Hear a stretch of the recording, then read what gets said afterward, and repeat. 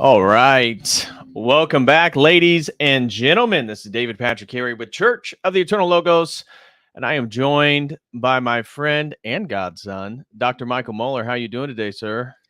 Good morning. Another day to glorify God, man. All things are good on this end.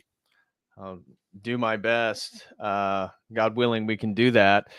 So for everybody watching, this is the second installment in our series, Finding God in the West, episode number 2. We have a playlist here on the YouTube channels that is just Finding God in the West, which again, we discussed last time was more of a focus on Michael and I's backgrounds and kind of what eventually led us into Orthodoxy. And we kind of left off about the time that both of us were really deep into psychedelics and getting into New Age, spiritual, not religious, all this different stuff. And so we're going to be talking much more about that latter half of our journey and what brings us into Orthodoxy, and sharing probably funny, scary, cautionary tales of our usage and experience with psychedelics and the New Age. And like we mentioned last time, we're going to be covering Protestantism, Catholicism. Depending on how long we go today, we may be opening it up the chat. And so we'll share the stream link so people could hop on. If you guys also had experiences with psychedelics, New Age spirituality, spiritual not religious, Western esoteric spirituality, anything that falls in those categories, maybe you can hop on later in the stream. But anything you want to say, Michael, before we start getting into everything? No, all I can say is I had a whole lot of fun last week, and I'm excited we're doing the series here. So I hope everyone is enjoying it. And like you said, ultimately, I think one of the main focuses of this is to get feedback from Seraphim dropping jokes, man, getting dunked on. Yeah, no, it's been great, and I think ultimately, we're just trying to help other people, and really, I think kind of the tone of being empathetic to people who've been on similar journeys, kind of a place for people to come and other Orthodox people. So for inquirers can hear stories like this and be like, "Wow, that was an experience that I had." And, ultimately, you and I and a lot of other people ended up Orthodox. Right. Like when you look at psychedelics, people are in them for a certain way, shapes, or forms. And you and I ended up Orthodox. So I think that can say a lot about going into those experiences. Yeah. And I think I texted you too. I'd love to get into, we'll see, today can take us in a lot of different directions, but even tackling hopefully atheism and nihilism and Gnosticism. Like kind of this bridge to me. When I look at my life and your life, it's kind of like, well, Christianity gets deconstructed and then we're lost. Okay. And then we're Gnosticism, atheism, nihilism, psychedelics. And then we kind of get closer. I usually tell people, I'm like, here's the Orthodox Church and here's where I was, or let's see, I'm not mirrored. Right. And then I was close, right? Like Catholicism has a lot of things close to Orthodoxy. And I ran in the opposite direction. And I like to think I went all the way to the other end. I'm like, this ain't it. Time to turn around. So, Brody Alexander, COTEL crew member for 2 months, said, I must say, Mark of Light of Tabor, shout out to Mark Rotella, would be a great guest on this topic if you open it up. Yeah, well, Mark, you're more than welcome to join on the latter half of the stream. Feel free. I can personally send you a link on Instagram or something. Maybe just keeping it a three-way would be beneficial for the conversation. But Mark, yeah, we're definitely open. If you'd like to join today, brother. I think he's around here. Yeah, he's here. So he's got a pretty funny story, and him and I have yeah, when I go down to San Diego. Awesome. Well, I'll shoot a link to Mark once we kind of get through, introduce the topic, get through some of our stories, war stories, as we referred to them last time. But I wanted to make a comment because you're mentioning nihilism, atheism, and I am kind of noted because of the little niche we're in as the psychedelic orthodox guy. Not that I do psychedelics now, but because I had such an extensive background in them before becoming orthodox. Jay, shout out to Jay Dyer, he shared his experience. He had kind of much more negative, you could say, demonic experiences.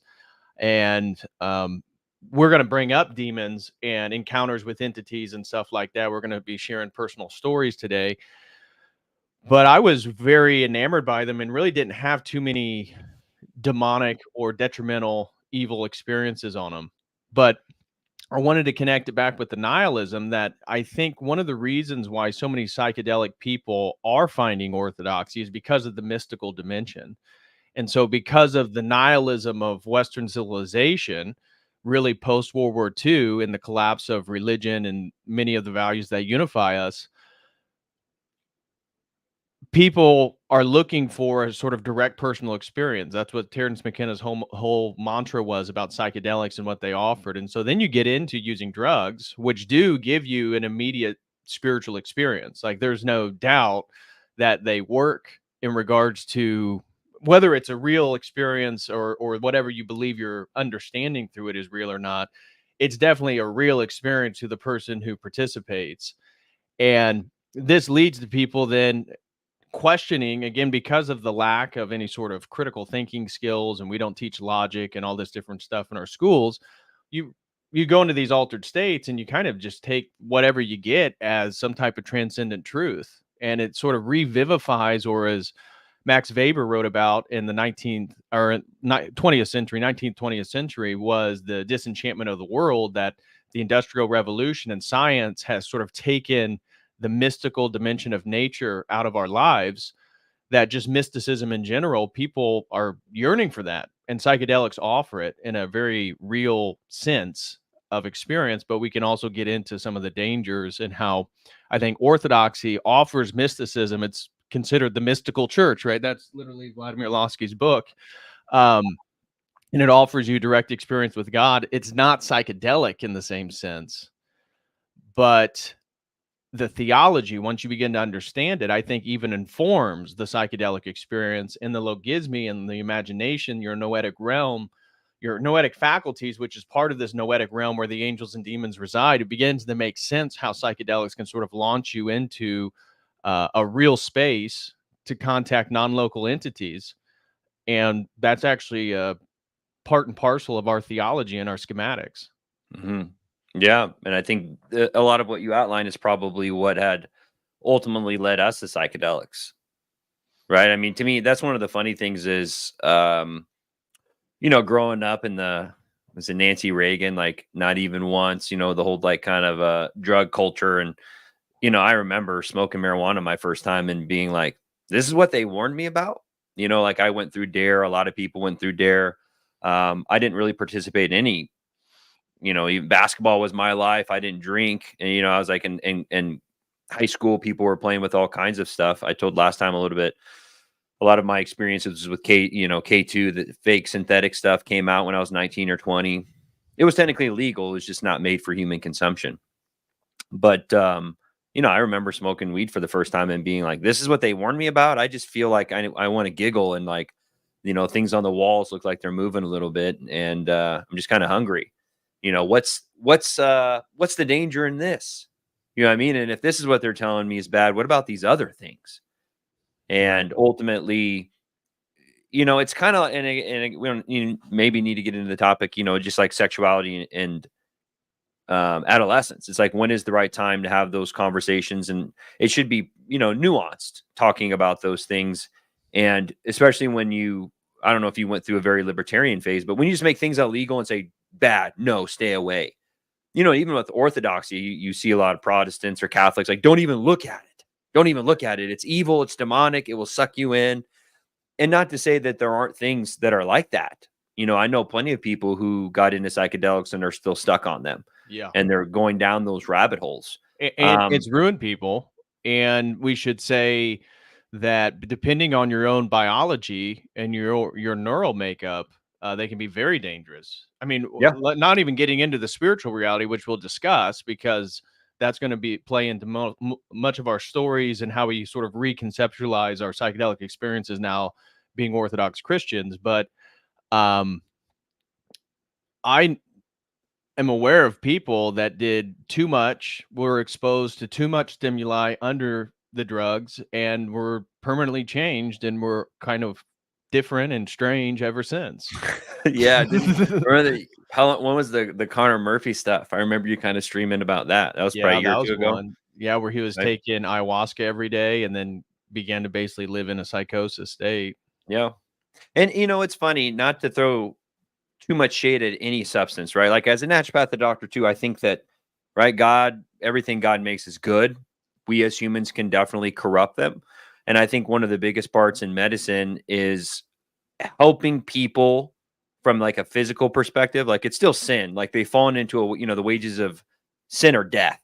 And right. So that's how I view even medicine. It's like you're in a bad habit. You're doing something that is driving you out of communion with health. Ultimately, Christ is the ultimate health.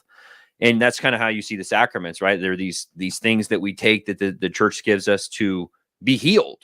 Right. And that's kind of the same thing what doctors are doing. You got a tumor, we got to go in and cut that thing out. What is confession? You got to go in there and cut out, that nastiness at the end of the day. And the hard part for me, especially when I was coming into orthodoxy, and there's lots of studies. I was involved in MAPS. I went to a lot of their conferences for those who do not know, they do a lot of studies on MDMA for PTSD. And there are pharmaceutical maybe benefits to some of these things. I want to use those words very lightly. But you mean like atropine is something that's psychedelic that you can use on your eye that vasodilates when you go to the eye doctor. SSRIs, most of the time, I really, really don't like them. I have seen maybe some certain circumstances that they may be used in and again, nuanced. I'm a naturopathic doctor. I don't really like using pharmaceuticals, but even like the herb ashwagandha has minor SSRI properties to it for people who have, taken St. John's wort is another one. It actually blocks cytochrome P450, I've heard of that. which helps raise your dopamine and serotonin. So, and everything does. Caffeine, hits our nicotinic or nicotine hits the nicotinic receptors, which hits acetylcholine, helps with focus. Caffeine, it blocks adenosine, releases more dopamine and serotonin, and everything. People, if you fast, eating sugar, like all these things to a minor amount mess with our biology. And you just got to be careful. The more powerful you get, the more powerful pushback you're obviously going to get. So there are, I would argue, some therapeutics to some of these things, but obviously I think it's kind of like marijuana in California, the THC to CBD ratio, right? They antagonize each other. THC helps you feel relaxed, helps you feel good, zone out. CBD has a lot of positives for your neurotransmitters, relaxation, anti-inflammatory. CBD in the brain, lots of studies for cognitive decline. But now the weed in California, it used to be like, I think 5 to 7% THC, 2 to 3% CBD. And now the ratio is like 20, 30% THC, no CBD. So it just shows you, right? Like this is not the weed that your grandma was smoking. You know what I mean? And that's kind of a good correlation to how our medicines work. Ashwagandha, and I think even what Brody was saying that St. John's wort messed them up. It does. Yeah. It can. You really shouldn't be mixing that with other pharmaceuticals. And there is a time and place to talk to doctors, guys. I know a lot of people, we don't like them because there's I've noticed controlled. That just with my fiance being German, that Europeans and Americans have very different, at least the men have very different dispositions towards going to the doctor. At least maybe here in the Midwest, maybe it's a localized culture here in the US, but that's like the last absolute resort is going to a hospital or a doctor. It's broken or falling off, then we'll go in. Until then, we're all right, man. Yeah. My tummy hurts. Is there blood coming out? Nah, you're good. Right. And so I think one other topic, I can probably throw over to you before we dive into this too much is definitely going through these experiences and reflecting on them. I'm a different person now and I have a different worldview. So, I mean, obviously I think we should probably talk a little bit about Preless. We should probably talk about, what are, you did a ton of research on obviously ancient psychedelic use. And then maybe if you want to talk a little bit about, how do you think the church fathers really look at these things before you and I go in and start spouting a bunch of, of our personal experiences, but what's our Orthodox theoronima, probably looking at these things? Okay. Well, you hit like 5 points there, so keep track of them as we go through, because I'm going to lose the thread on hitting all of them. Yeah. I think the first one to talk about psychedelics from an Orthodox perspective is the role of the imagination. And within psychedelic spirituality and the occult arts and the New Age, it sort of elevates and divinizes the imagination as the sort of divine attribute of ourselves. And from an Orthodox perspective, it is divine in the sense that it's acquired by being made in the full image and likeness of God, that it has to do with our noetic faculties, which of course the nous, we don't have the same anthropology of the body, mind, and soul. It's the Can you body. elaborate? Noetic faculties. Yeah. Someone who knows nothing about Orthodoxy, or maybe even just your regular, psychedelic user. How would you talk to them about the noetic or noetic realm? So like I was saying with the tripartite anthropology, ours is a soul, a body, and a nous.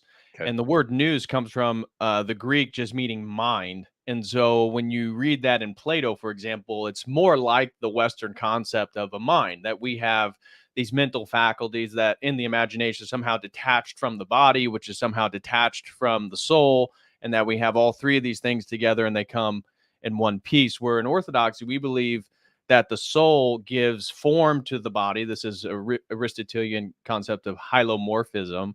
And that within the soul, we have these noetic faculties. And so when we think about the utilization of logic or rationality or the imagination or any mental faculty that we have, these are like noetic attributes.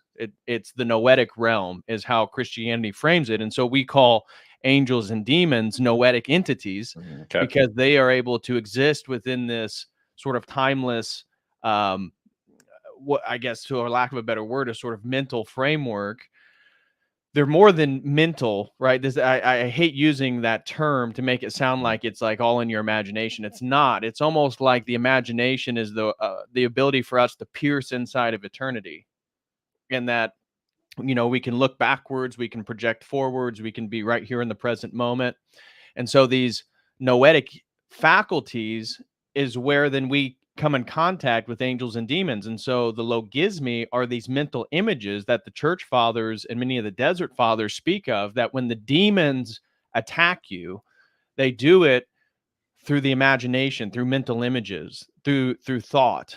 And so somebody mentioned yesterday in my stream that I hadn't heard, but this was mentioned on Orthodox Ethos, what's called the needle, the blanket, and the bell. And I love this. And this is totally in line with what our conversation is right now with the imagination, is that the devil or demonic entities try to pierce our noetic faculties, our imagination, our mind with the needle, with an impure thought, with a sinful temptation.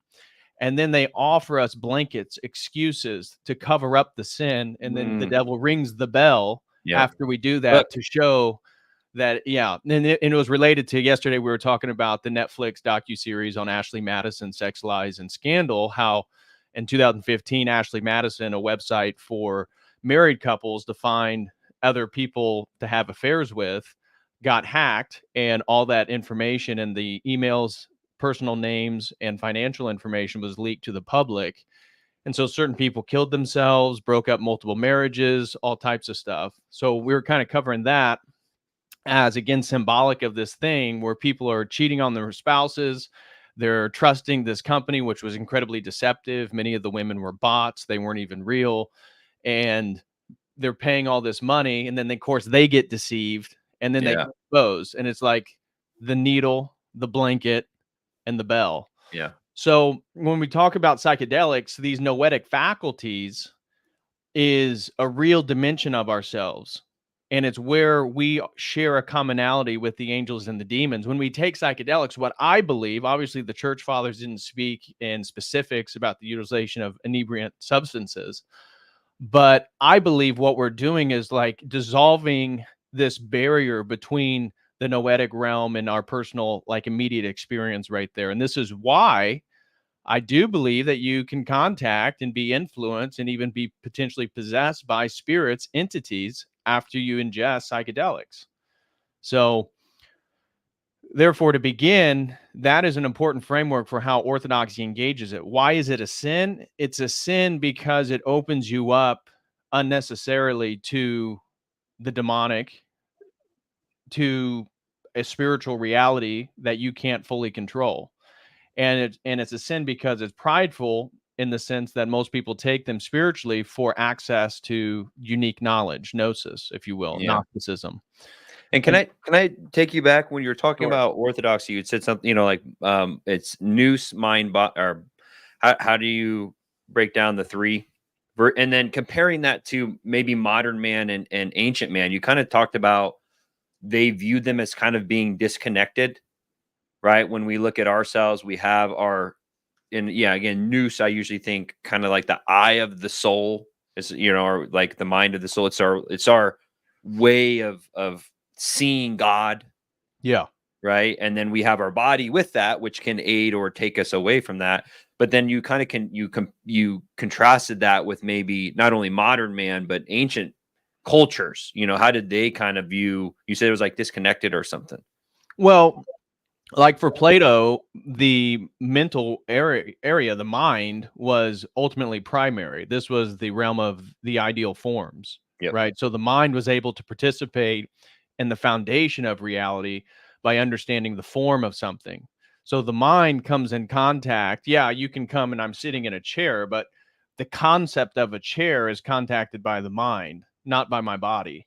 Yep. And for Plato, that was what was ultimately real. So Yeah, that I that remember. sort of framework was already present in the ancient world, and we know that Plato participated in psychedelic rituals at Eleusis. So the Eleusinian Mysteries, it's very likely, because it was a who's who in the ancient Greek world, would go there to experience the death and rebirth of Persephone, going to Hades and coming back. And from the Road to Eleusis book by R. Gordon Wasson and Albert Hoffman and Carl A.P. Ruck, it argues that the ergot was the primary psychedelic inebriant, so that they were probably using corn smut or some type of ergotized barley. So when the fungus grows, and then they're able to distill it or separate the toxin so that they could drink this beverage, the kakekion, and that when they drank that beverage, they would be initiated into the rites of Eleusis, which they would go into some type of theater, some type of enclosed area. And who knows if there was a light show or what exactly it was, but there would be a ritualized demonstration of the mystery in which people were initiated in. And this was a common thing. So when you get into early Christianity, it's very interesting that various church fathers like Eusebius and Irenaeus, and even Tertullian, speak specifically, and a couple of those aren't saints of the church, but early church apologists, they were criticizing Gnostic groups because Gnosticism is a very large umbrella. In fact, some scholars, I have a book that argues of actually rethinking the category. So this book right here, Rethinking Gnosticism, is actually being argued by Michael Williams that it's a dubious category in itself because it includes so many different competing groups. But the general idea is that for most Gnostic sects, and I did a stream and it was like, I think I had 60 some different Gnostic groups that I presented. Most of them believe, well, the general thread that unites all of them is that they have the secret correct teachings of Jesus Christ, and they utilize often, this is not the canonical gospels, but also the Gnostic gospels, which there's 48 books in the Nag Hammadi library that were found in Nag Hammadi, Egypt in the 1940s. And they believe that these other gospels, which have a different Christology, a different framework, a different theology, is the true teaching. And that some of these groups were utilizing inebriant substances for the attainment of gnosis or sexual rituals. There's multiple groups that participate in orgies, even homosexual activity, but that wasn't shared by all the groups. You can't say all of Gnosticism, because there's also Gnostic groups that were, even from our Christian perspective, pretty very ethical, moral, lived very, very austere lives. But we would say they totally had an ass backwards theology about the Old Testament and creation and all that different stuff. Yeah, and I usually think about the Gnostics just like their savior is knowledge, right? They think if I just know more, I will have my salvation. And the other thing, which is funny, and if you remember, I brought this up to you maybe a year or two into my search into orthodoxy, and I started reflecting on, you look at the Elysium mysteries. What's funny is they're trying to go to hell, right? They're taking this substance to go into the underworld, which I think also speaks volume to ancient man's. Well, and Lucifer's the light bringer. Prometheus is the light bringer, right? Mhm. So it makes sense. They go down to the Promethean, primordial basement to be granted access to transcendent knowledge. It's the same motif. But it's also, you and I are trying to go up, right? We think God is definitely above, and it's so funny just from a symbolic perspective, like, and I get it, they're trying to get to the base. Right. And I think for maybe you and me, like, I definitely was in that idea that I wanted to go back to the, prime creation. I wanted to understand the beginning, the base. And ultimately, when you look at a lot of these psychedelics, like, I was trying to communicate with God. Ultimately, like, that's what I wanted, right? I've kind of said before, hey, I meet my Protestant friend. He's like, yeah, I was 22. I was lost in life. I was suicidal depression. And Jesus came to me in a dream in the middle of the night. And he said, I'm the way and the truth of the life. Like, and then my life was changed. And I'm like, well, that didn't happen to me. Like, what kind of experience? Like, why did this person get this experience? And ultimately I didn't. And that's what, drew me into the psychedelics. But ultimately, and it's funny, maybe we even do a stream on alcohol, because alcohol definitely spirits, right? Yeah. There is an opening of and letting down of your boundaries to do whatever. And you definitely, I talk about that a lot with most people. You're possessed by Dionysus, right? You're in this place of like, I'm going to sacrifice the next 4 hours of my life to the god of partying. We're going to drink wine. We're going to have a good time. And you see this woman, and, whether for whatever reason you shouldn't be with her, right? You're possessed by Aphrodite, and you're going to sacrifice your time and effort to please this god, this lesser demon god who you've allowed to possess you. And, psychedelics, I think, for most modern people, definitely give you more of a physical connection, that is something like, okay, I take this thing, versus a lot of, you're talking about when they get kind of sucked into the noetic realm unknowingly, right? Like, you see a woman and you're lusting, or you have a beer and it opens you up. Like, it's almost unknowing. I think modern man, we're just we have no defense against spiritual attacks. And not only that, but we've gone to the point where we're saying, like, I will actively try and have a spiritual attack on myself. Right. So, and then I saw someone asked you about the blanket. Yeah, I was going to bring those up. Brody Alexander, thank you so much, brother. Sends in $5. Says, can you explain the needle thread in the bell again? Went over my head. Plus, the patristic faith crew is now here. All right. What I was mentioning. Yeah, shout out to Father Deacon Dr. Ananias. God bless them, and good luck to the Montanica event. I believe that's next week. Yeah. So shout out to you, Father Deacon.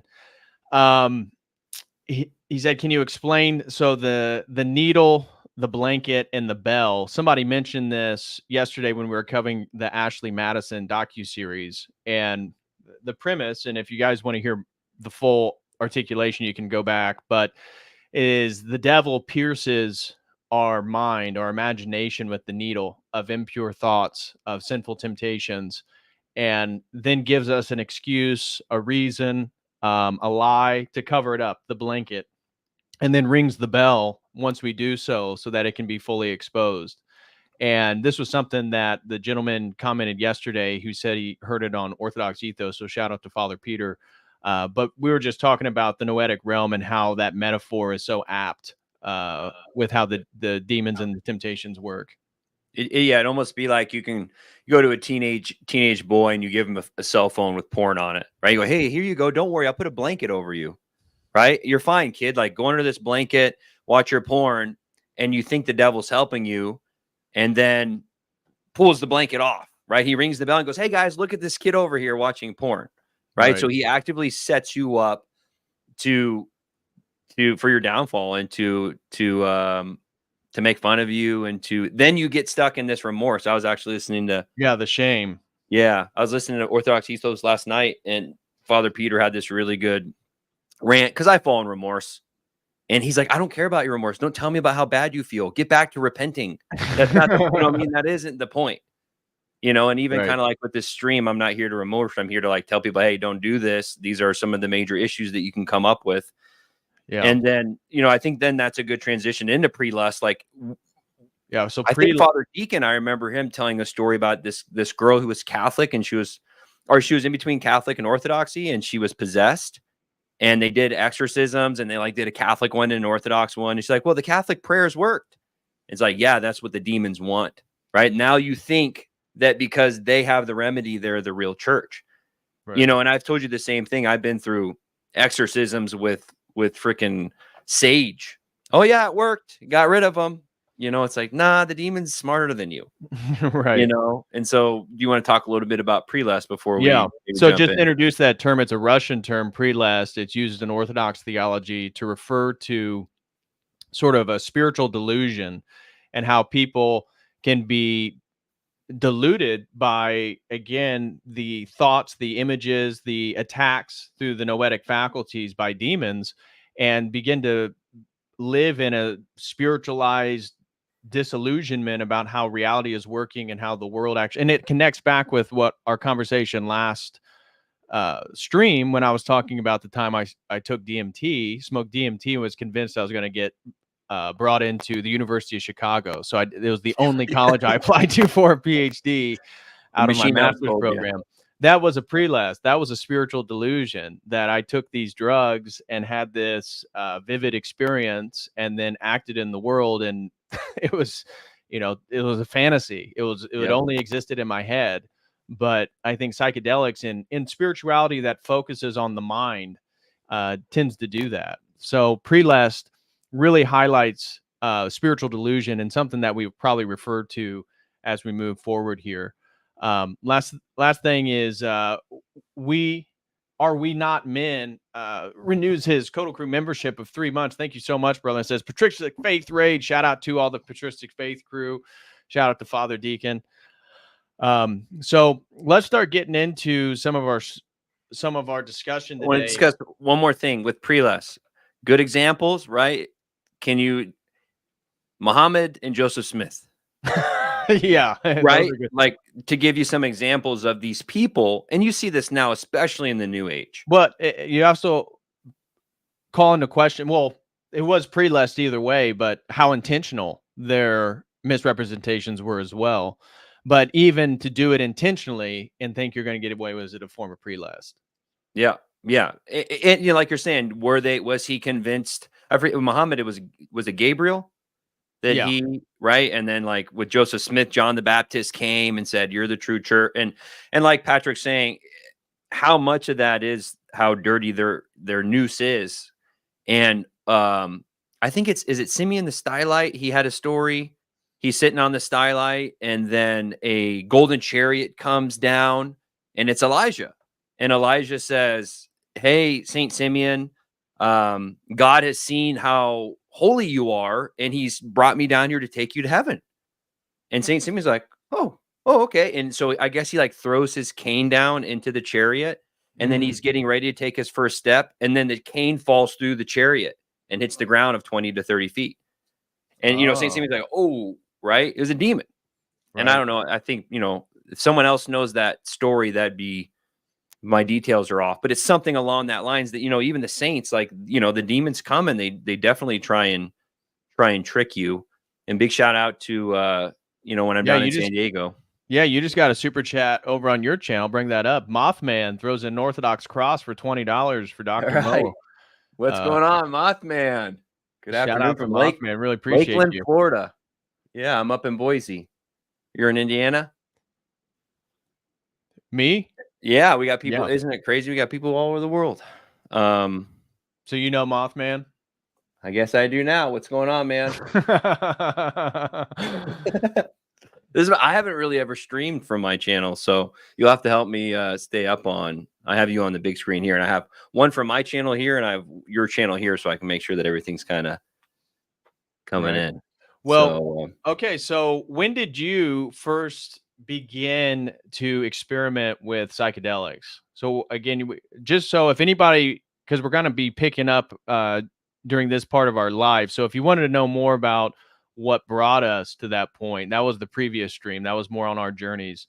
So today we're going to be picking up on once we started getting into these alternative forms of spirituality and psychedelics. When did you begin to get into psychedelics, experiment with those, and what were some of your early experiences? yeah, for me, real quick synopsis: born and raised Catholic, and then kind of lost it, and then early college. I think, I smoked weed and then did some K2, and I was just having a good time, 21, 22. But I kind of really fell away. And like I said, I kind of lost the idea of the Trinity. Was Jesus a real person? I kind of believed in God the Father still, but I wanted to have a spiritual experience that I couldn't deny.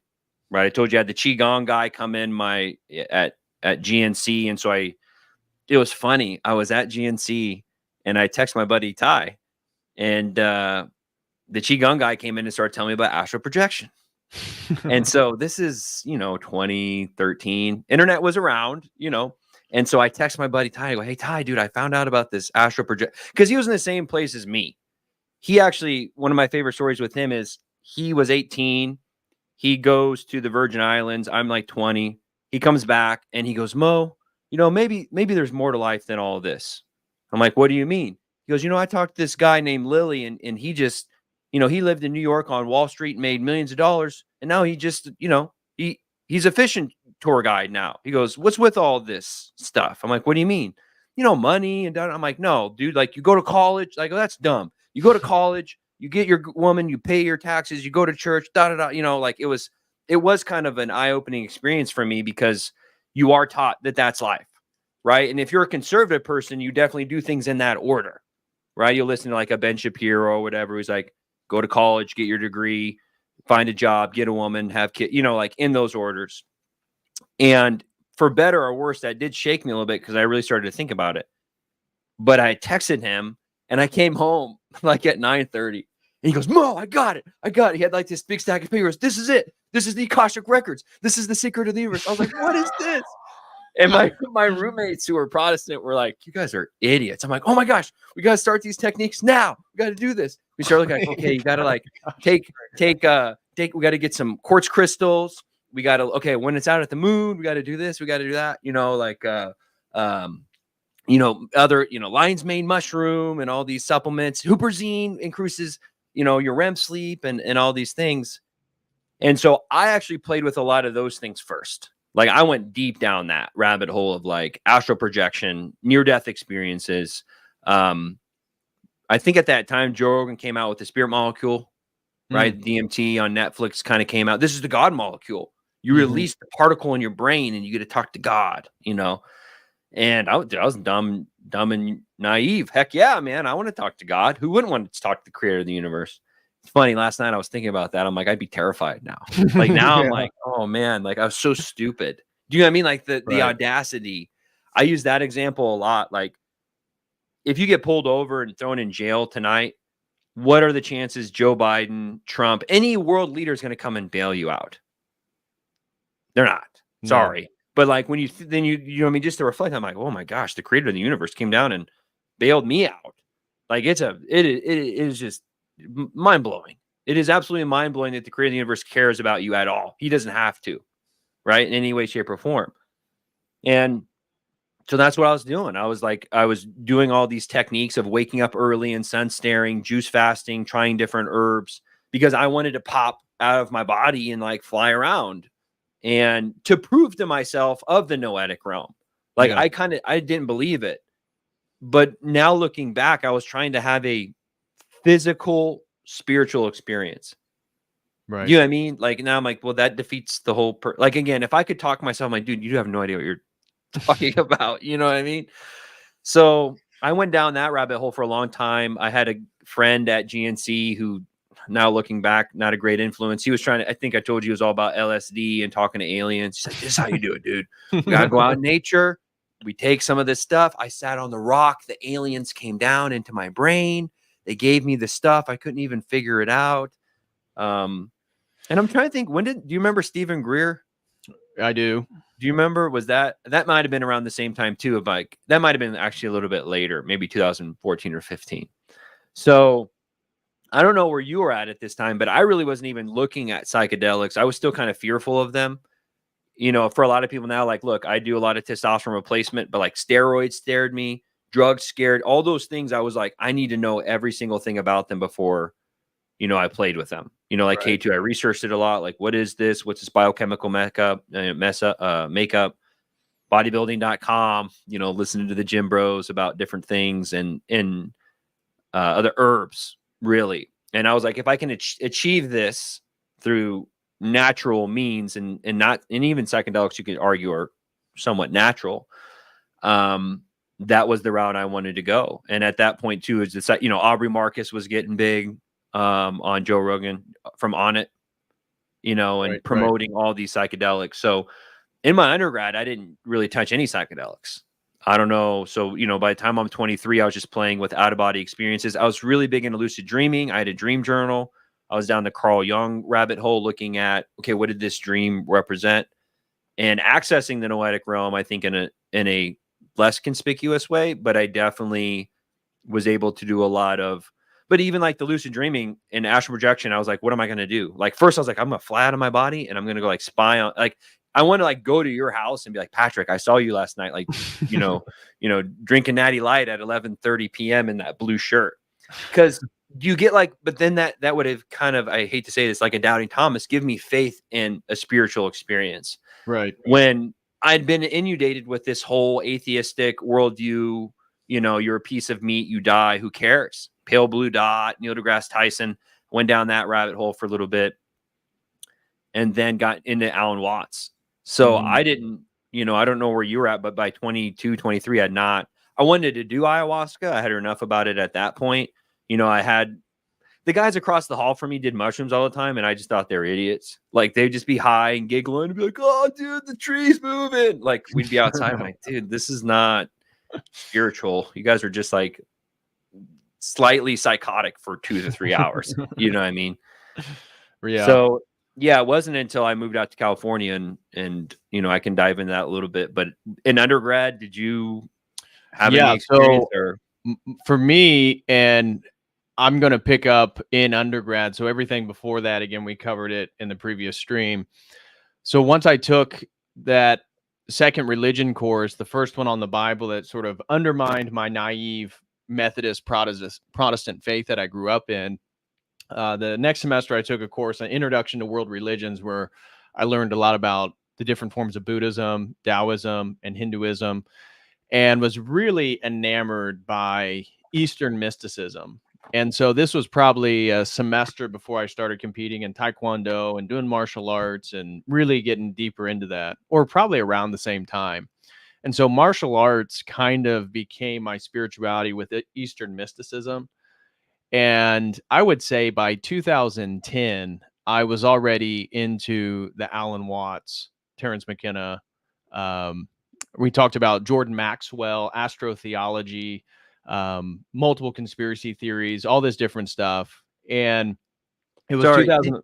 Did you have it before? Did you have any experiences growing up that you thought were supernatural? Like, was this something that's something I didn't really talk, you know, like ghosts or hauntings or Ouija board, like stiff as a board? Did you do that? We did that. You do like light as a feather? I never did a Ouija board. The only thing that I could say, whether or not it was real or not, who knows, but it was when I was a kid, a little kid, I felt like I could see an entity in one of the other rooms in the house when nobody was there and all the lights were off. Now, whether that was real or not, that was probably my imagination as a kid. I doubt that that was a real thing, but who knows?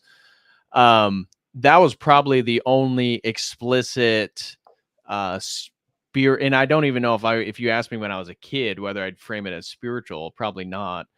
But So did you believe in ghosts? Did you believe in Yes. aliens, or what were they Yeah, different probably things? aliens and ghosts. Yeah, that worldview, I bought into that for sure. Okay. And so whether it was one of those entities or supposed entities, that'd probably be the way that I would have explained it as a child. Um, but nothing really. And that's why once I kind of lost my naive Christian faith and felt like it was so backwards and nobody knew anything, started getting into martial arts and the psychedelics come, but it was really the Eastern mysticism is what it was for me. And so looking into yoga and, a lot of the Indian and Buddhist techniques for spiritual transcendence was kind of so I never really got into astral projection. Um, and so I went from Eastern mysticism and the Alan Watts and stuff. And then after the Alan Watts, I got into the Terence McKenna once I saw his lectures. And I was already into the astrotheology stuff of Jordan Maxwell and the symbolism. So looking at how all the religions connect, perennialism. And I can't remember the exact year. It'd have to be 2010 or 11 when I first started to experiment with psychedelics. And I was convinced at that point they were the leading edge of whatever the spiritual experience or the religious phenomenon was. So I had been diving into lots and lots of Terence McKenna and believed in the sort of stoned ape theory, psychedelic inebriants being the sort of foundation for the formation of various religions, shamanism, psychedelic shamanism being the sort of primordial form of spirituality. Jesus Christ was probably a shaman, right? This kind of Yeah. worldview. And so Lord forgive me. Forgive Forgive him. me, Lord, for Me my too. ignorance. So it was that kind of stuff that I was diving into and became aware of like Gnosticism. And when I found out that there were all these other books, these 48 other books, and then whenever I'd bring that up to a faithful Christian, typically Protestant, and then they wouldn't know anything 48 about it. books, non the And the what's it called? non-commodity library, yeah. So there's 52 books that are quote unquote gospels, only 4 of which are canonical that was viewed by the church as actually being legitimate to our faith and theology. And much of the Gnostic texts were written after the first century. So they all come later. And once I was exposed to that, and then hearing the theories of McKenna and John Marco Allegro, the sacred mushroom and the cross, the idea that Jesus Christ was a mushroom, this type of stuff was really interesting to me. And so I remember my first psychedelic experience was taking I think it was a hit or two of LSD, and I was so excited to finally get a hold of it. And I remember doing it, and it was a euphoric experience and sitting outside under the stars and seeing all the stars and all the insights that I felt like I was getting. Now, again, almost everything that I believed, I no longer hold true to be true whatsoever. And so it was pre-lest, it was delusion. But the idea of like wizardry and the Renaissance magician and the imagination being the sort of access point to this transcendent world of like cosmic genius was really enamoring to me. So I remember after that experience, I was pretty much sold. I was sold on the idea that psychedelics were the bottom of the rabbit hole when it came to spirituality and religion. And for for the rest of my 20s. So that was So probably when I was, you were Indiana undergrad, so yeah. And I think I 20. was 22 when I first took psychedelics. So you did, and I assume that was that was before you then applied to Chicago, Yeah. right? Oh no. Oh Okay. yeah. That's after my master's degree. And that was after I created Fractal Universe. Okay. So I had not created the psychedelic YouTube channel yet. And so throughout 2011, 12, 13, 14, 14 is when I go to get my master's degree. And I was just consuming everything that I could get a hold of regarding some of these prominent thinkers of the 60s regarding psychedelics. So the Timothy Leary's, Terence McKenna's, Robert Anton Wilson, everything Alan Watts I could get my hands on. Just consuming all this stuff is like really having a perspective of history of like evolutionary progress, which was not only biological, because I had a degree in biology, so I was a belief in the Darwinian macro theory, all that different stuff, and that what was happening was sort of my worldview was that sort of divine consciousness. So believed in the Big Bang, believed in that whole timeline, but it had a telos, a sort of divine conscious telos undergirding the whole process. That would be the way that my framework operated. And so then what happened in the 1960s and the counterculture was like the latest phase. This is like the end point of the historical religious project. And now we just have access to these substances that take us there. We don't need all this other stuff. That was my naive understanding. And if I could get my hands on mushrooms, on LSD, those were the two main substances that I had access to and I would use fairly regularly. So by the time of 2012, 13, 14, I would take psychedelics like every 4 or 5 months. Mhm. And the way that I did them was not going to parties or even raves. That was kind of later, during my master's degree, where, you take a little bit of psychedelics and go to like a big EDM concert or something like that. Really wasn't interested in that. I was totally focused on like spirituality, Eastern mysticism, and the access of like gnosis. So, I mean, for the first like 3 years, I only did them typically by myself and out in nature or in my backyard or something like that, not with people, for the whole point of having those like mystical encounters. That was what I was seeking. Yeah. And do you want to kind of go into maybe some of the revelations, or, I'll give you a little bit on my end. So, I'm an undergrad, learn about these things, but there's no ayahuasca in Southern Illinois. And my grandma had actually passed away my senior year, and I got a little bit of pocket change, and I was trying to decide, what should I was really close to me, like, look, man, I'm just going to go to Peru. I'm going to go down to Peru, do this thing, I can sit around here and there were some local people in Southern Illinois. And I'm like, dude, man, if I'm going to do this, I should do this. But I held off. So I moved to Southern California, start my naturopathic medical school. And then one of my classmates, her husband, and at this point, like, I know everything about ayahuasca, Banisteriopsis copii. I know the Bactruna shrub, the combination of the two herbs, how they work. One's an MAO inhibitor, one has high amounts of DMT. There's DMT everywhere. Your stomach breaks it down by an enzyme. You block the enzyme.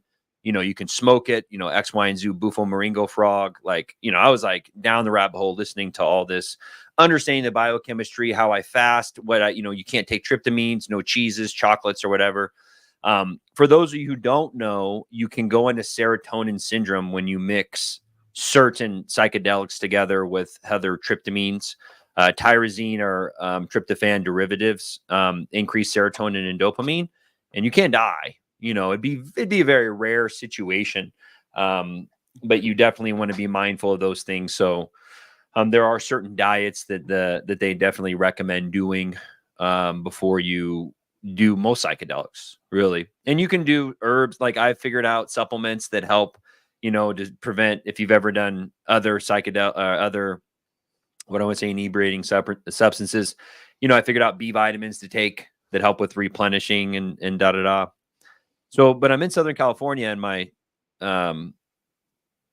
classmate's husband comes to me and says, "Hey man, have you heard of this stuff called ayahuasca?" And I was like, "No," and I was like, kind of like, "No, like, what is it?" I mean, like, I'm not trying to provoke anything. He's like, "Yeah, so my friend, he was down in Costa Rica. He did this, and he said it was life changing, man. It was crazy. It's just life changing, and he knows a person here, and we're gonna go out in the desert. We're gonna do it." And I was like, take me. Like, this is what I want. Like, and I was kind of like also jealous. I'm like, I've been wanting to do this for years, and you just like stumble on it. Like, you haven't put the hard work in. You don't even know what you're getting yourself into. And I didn't want to be that guy, but I was thinking, Lord have mercy on my judgment. I'm like, dude, you have no idea what you're walking into. Like, but I didn't want to be the guy who knew everything. You know what I mean? And be like, well, you need to do this, you need to do that, you need to do this. Da, da, da. So anyways, he goes and does it.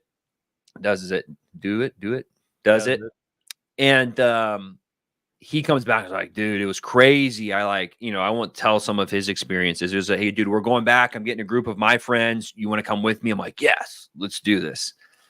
So several months later, we gather up, we go to a certain place, and it's done legally. It's done with underneath a Native American religion. And it's funny because you just kind of see the different people that are showing up there. And so you wear all white, and basically like right at sunset, you take the drink. And you know, what's funny for those who are not familiar, it tastes nasty. It's like a black sludge. I don't even know. And it just, the first time isn't too bad, but your second or third time is pretty bad. Yeah, but you're usually gathered in it. Quick shout out to Bill Hicks. Thank you so much, brother, for becoming a COTEL crew member. God bless you. Good to see you back from the dead. I think I saw him chatting, man. Like his name's Bill Hicks. You know, I bet he's got some psychedelic war stories. But you're all white. You're gathered in this room, and usually sit down, and they'll play sound bowls. And if you go to Peru, they sing these Icaros, which they believe is a healing vibration that the shamans shoot at you, and they're going in and kind of cleansing and changing your vibration. And they get into disease as an energy frequency disruption, and you have to realign it. And I mean, past that, we didn't even get into the Pleiadian stuff, like, you know. But anyway, so for me, not a lot happened. I go up there, very similar to your thing. And I believe now, looking back, it was probably the grace of God. I think that there was like a wall of grace that had prevented me from being intoxicated from it. But, you know, I did one drink, and my friend, who's like 6'4", 6'5", you know, 220, 230. I'm 6'1", 190 at the time. I drank probably twice as much as him. And 2 hours into it, I'm just sitting there. I'm like, I fasted all week. I'm on the stupid vegan diet. Have a headache, not feeling good. I drink this stuff, and everyone else is kind of like quacking out a little bit. And I remember I hit my friend, and he was like, whoa. And I was like, dude, how does this stuff work? Like, I don't feel anything. And he looked at me, he was whacking. He's like, dude, you just take it. And I was like, I took it. And then, so the shaman's like, hey, who wants their second cup? I run up there, drink a second cup, and I go and I sit down. And the only thing I had two things that happened. First thing, I remember just sitting there, and like what do you call logismas? Right? What's the term? Logismy. Yeah, it's where you kind of have a thought that is projected into your mind. I had one of this eye, and I had tiger stripes going around it. But then otherwise, I was just kind of meditating. I was thinking about my life, letting my mind wander for 2 or 3 hours, but I don't feel like I had anything happening to me. I drink my second cup, and the only other thing I remember was we had a Ukrainian woman who was singing, and she has a beautiful singing voice. Did you meet her? Oh, no, I'm sure. Doxer? No, you didn't remember her. Beautiful singing voice, woman from Ukraine. And as she's singing, I remember having a flashback to being a kid in the Midwest. And if you've had like those hot, humid days, but you remember the first like cool breeze, you ever been somewhere on a hot summer Midwest night, and then like, oh, it's very alleviating. And I had that happen, and it just kind of made me reflect. But past that, I didn't have really anything happen. I went up for a third cup. Everyone else was whacked out of their mind. And then I remember going into the room around 3 a.m. and I was talking to my friends were in there, and they were telling me all these stories. Like, oh, I saw, my grandma was there, and there was an owl in this tree, and the owl said, like, you need to love your sister more, and like all this. And I was like, man, none of this happened to me. You know what I mean? Like, these guys are crazy. So I go back out and I meditate, whatever. Nothing really happens. We go around the sharing circle the next day, because then you usually like can share things. And I'm the last person. And to be honest, I'm pissed. I spent a couple $100, did the stupid vegan diet, not had a good time. The stick gets to me, and I'm like, hey, it was cool to be here. Thanks. And I passed the stick. The only thing I wanted to say was I wanted to compliment the shaman, but I didn't want to, because I thought it was disrespectful to like not compliment, the singer. I wanted to compliment, not the shaman, if that makes sense. Yeah. Like, I kind of felt it was disrespectful. Like, hey, President Trump, I really like Pence better than you. Like, I was just, I don't know. I was in my head. but then she said, "Hey, does anyone have a final saying?" And I took the stick back and go, "Hey, I just wanted to say, hey, the best time of the night was the music." And I said, "Hey, when you were singing on me, I felt like a really cooling breeze just like hit me." And she giggled and goes, "Well, that makes sense. I was singing the song of the African goddess of the ocean, and she brings a cool healing breeze to people." I was like, "Well, that's kind of like, I didn't tell them that." And then the head shaman started giggling, and the singer goes, "Oh yeah, that because the African goddess of the ocean works really well with the tiger mama." And then I remembered, like, I forgot all about that tiger thing. And I was like, "Who's that?" And the head shaman's like, "That's me. That's kind of like my spiritual experience when I'm in the realm. People like have this energy of the tiger mom." And I was like, wow. And then I was like, "This stuff is Tiger real, mom right?" is a term for like Asian mothers, how they Ex- hover over their children. Yes. But this is what's so funny is will come up. So one other thing in that story is I went up there with a friend who is an engineer, and he told this sharing circle this. He's like, "Yeah, I had my spiritual guide come to me. His name is Marduk, and he was showing me all of these what do you call them in engineering? The schematics. You know what I mean?" He's like, "These schematics," and Marduk was trying to show me blah blah blah. And I mean, you're familiar with Marduk, Yeah, I'm familiar. right? Yeah. But this guy, I'm saying this guy, and for those who don't know, he was an ancient Egyptian god who fought Tiamat. Or was it I think it Apsu? was Babylonian god. Yeah, and he fought Tiamat or Apsu, right? They have like a water Tiamat. god. Yeah. Mhm. Anyways, he was like a engineering, but he was like that. Like the way my friend described it, I'm like, dude, that's actually what that guy would do. Like he was an engineer, he's a brainiac, and who knows? But what I'm saying is he didn't know that. I don't think he knew that name. Maybe he did, and it just came up. But you know what I mean? It'd be like sitting down and someone who knows nothing about Nordic mythology saying, yeah, I saw this guy named Odin and his son Thor was there. You'd be kind of like, you know what I mean? Like that actually gave me this like, dude, maybe there is like a objective noetic realm that's not complete BS and subjective. Because Right. at that point in my life, like the night after I did it, I was sitting outside. I'm like, these people are all crazy. There is no objective spiritual realm. I was pretty much atheist that night after I did the experience because I'd put so much faith into that giving me a spiritual experience. I'm like, no, like it's it. These guys are all just crazy. They're just being psychotic for a couple hours and that's it. Right. So that was a big experience for me though. But then it did bring faith for me back into the noetic realm, into like, well, there might be something kind of going on here. Yeah. So then, and then I go ahead. Give a shout out to Sam England. He threw in $5 as well as $3.99 over on the Dono chat. And he said, 2 weeks, no FAP. Thanks to prayer, I'm finally curbing this addiction. Can't stand to watch it anymore. Lord, change my heart. Thanks for your work. Well, thank you, Sam England, for the support and glory to God. That's wonderful to hear. Yeah, man, that's no small feat, dude. No small feat. So as you were talking, I'd like, eventually I was wanting to keep it chronological, so I don't want to get into my ayahuasca experience yet, the one that we actually went to before I became Orthodox. But for me, I got a few interesting stories early in my psychedelic journey. For me, what I loved so much was the connecting of dots, and that's what was the addicting part to me. Obviously, these substances aren't technically addictive, but they provide a framework for spiritual insight that I think is addictive if you want to constantly know more. Yeah. Hold you on, can see how I got a taste for that. Right. Both Right? Anthros in $5 says, curious, coming out of these ceremonies, what was the kind of theism these people ultimately took? And would y'all say in preceding years deism, etc.?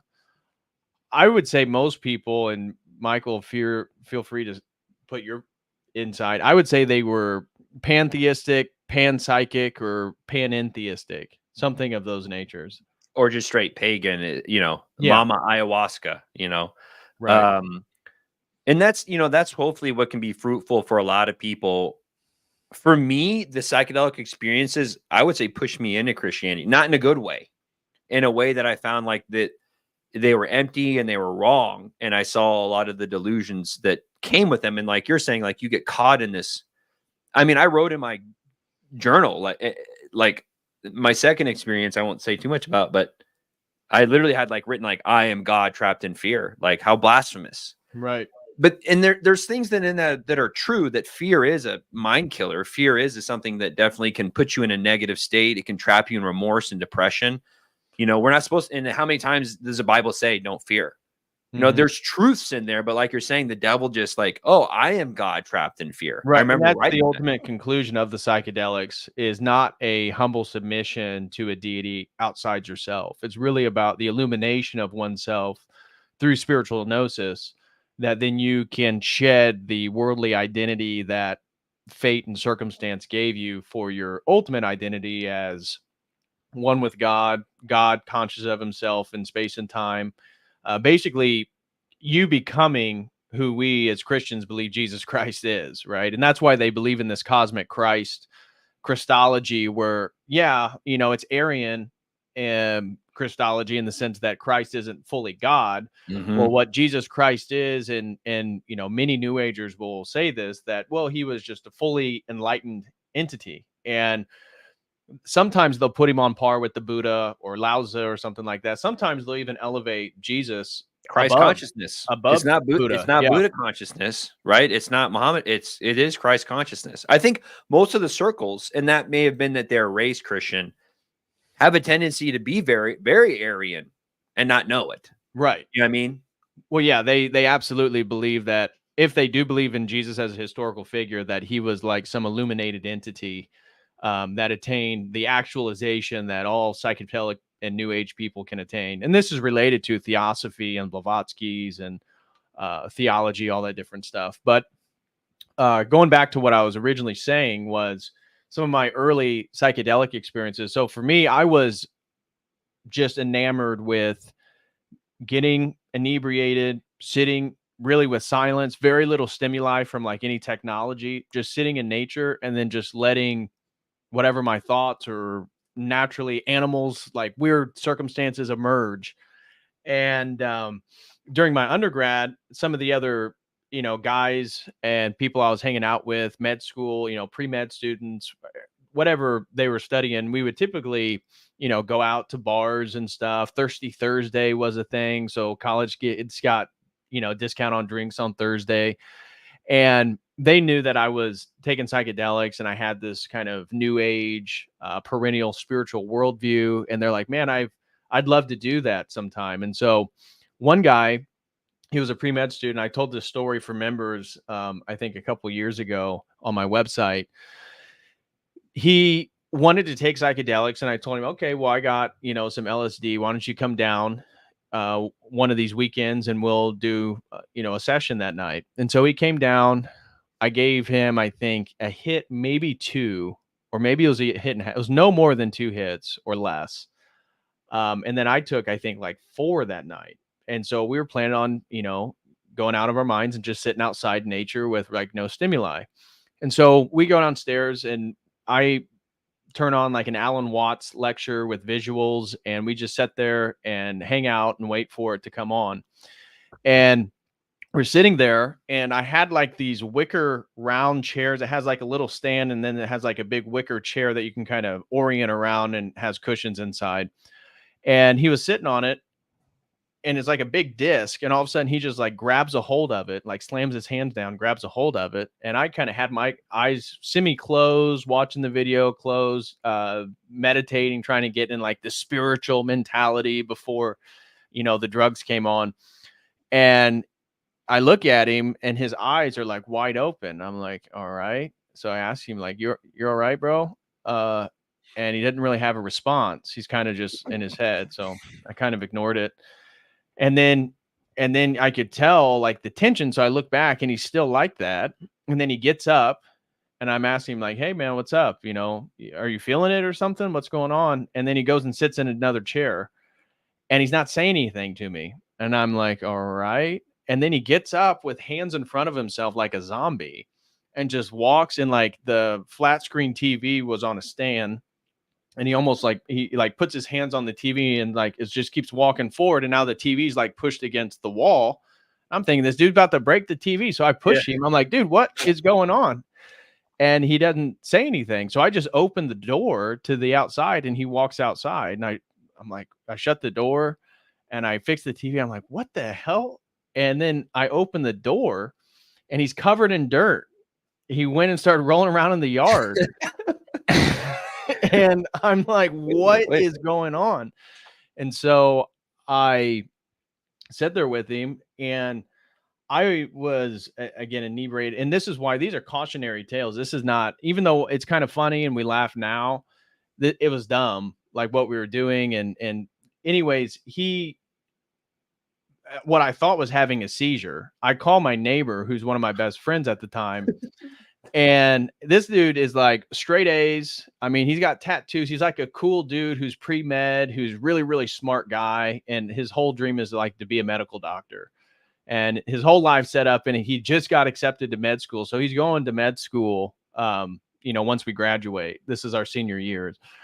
And I'm like, what is this? And I'm thinking, did I just kill this guy? Is he about to die? So I'm calling my neighbor, and I don't call, I don't call him late at night very often. So he didn't answer, and I called him again right away. And then he picked up because he knew, well, that's strange. So he answers, and I tell him to get over here, and he runs over, and he's like, oh, and the guy, he's done convulsing. And he's just sitting there, and he's kind of walking around the yard, and you can't talk to him because he doesn't respond to anything. And he's like, oh, I've seen this before. One of our other buddies, he took mushrooms one time and this happened. He's in a different world. He'll be all right once he comes out. He's like not here right now. He's not here right now. Crash landing though, that's for sure. I'm like, what? And so it was true. So he sat there with me, and we hung out for like 2 hours outside while the other gentleman is walking into the side of the house, walking into the grill, like literally moving around and talking with people and like having experiences like totally oblivious to what's in front of his face. And his eyes are open. And eventually my friend leaves, who came over. And so it's just me and the med school student. And I go to get hoodies because it was getting cold. It was late at night. It was probably like 3 a.m. or so. And I go to get a hoodie and tell him to put it on. And he comes and sits down next to me. And as soon as the hoodie like crossed his face and he put it on, it was like he was back. And he looks at me, he goes, hey, Patrick. And I go, Brandon? And he's like, yeah. And I was like, man, where have you been the last 4 hours? And he's like, what do you mean? And then I explained to him, and he starts looking at himself, and he's got bruises, he's got cuts from walking to the house. And he's like, man, he's like, my shoulder hurts. And I'm like, yeah, dude, you were like running and diving in the yard. And he starts explaining that he had this experience where he met this goddess-like figure, and she was explaining his life and his future, and told him he was going to, make it to med school, and he was going to, become a doctor, and this sort of fairy tale life that was going to play out in front of him. And he was normal after that. He never wanted to do the drugs again. He felt like he got his message, but that was a cautionary tale from, again, earlier in my days. That it was like, wow, okay, so different people are affected by these substances very differently. Because I took, over twice as much as he did, and that's never happened to me. But it gets back to what you're talking about, this sort of grace, because I look back at all these experiences, and I'm so thankful to God that he didn't take me, and I didn't have some of the experiences that other people had that were very negative and detrimental or scary or scarred them in certain ways. But I also never met the entities, and we can get into this, and then I'll let you respond to the story or whatever you have to say next. But we'll get into, especially after my master's and moving forward, my whole goal was to contact the self-transforming machine elves, like the entities. Because for the first probably 3 years of my psychedelic journeying and activity, it was all about connecting dots. It was about like sitting there out in nature and like feeling like I'm a different person. Once I came down from that experience, I was able to maintain much of what I felt like I gained insight from. and I was now improved. I was always, my perception was that I was always an improved and better person filled with more knowledge every time I came back. But then the more I listened to McKenna, by the time I created that old YouTube channel, Fractal Universe, my goal was, I want to meet these entities. I want to talk to the aliens. I want to talk to God. I want to talk to these entities and ask them specific questions about XYZ and know this or that. And so that became it was still sort of quote unquote spiritual. It was all delusion. It was all, a fantasy story that I've told myself. But that became the initiative really at the end of the master's degree moving forward, was like, I want to contact the entities. Did you have any kind of conceptualization of like magic at that time? Like, did you look at ancient cultures? Like, what is to be said? To me, it gave me a realization of magic. And like you're saying, like, he's weird, blah, blah, blah. Put him in a different place. He was like under a spell. This entity took, and then all of a sudden, for some reason, you put a hood on him. Yeah, it was the sweatshirt. When it crossed his face, it was like a hypnotism. It was like he just came out of a trance, and that shocked me. I'd never seen that before. Did you think kind of like, wow, magic, or what?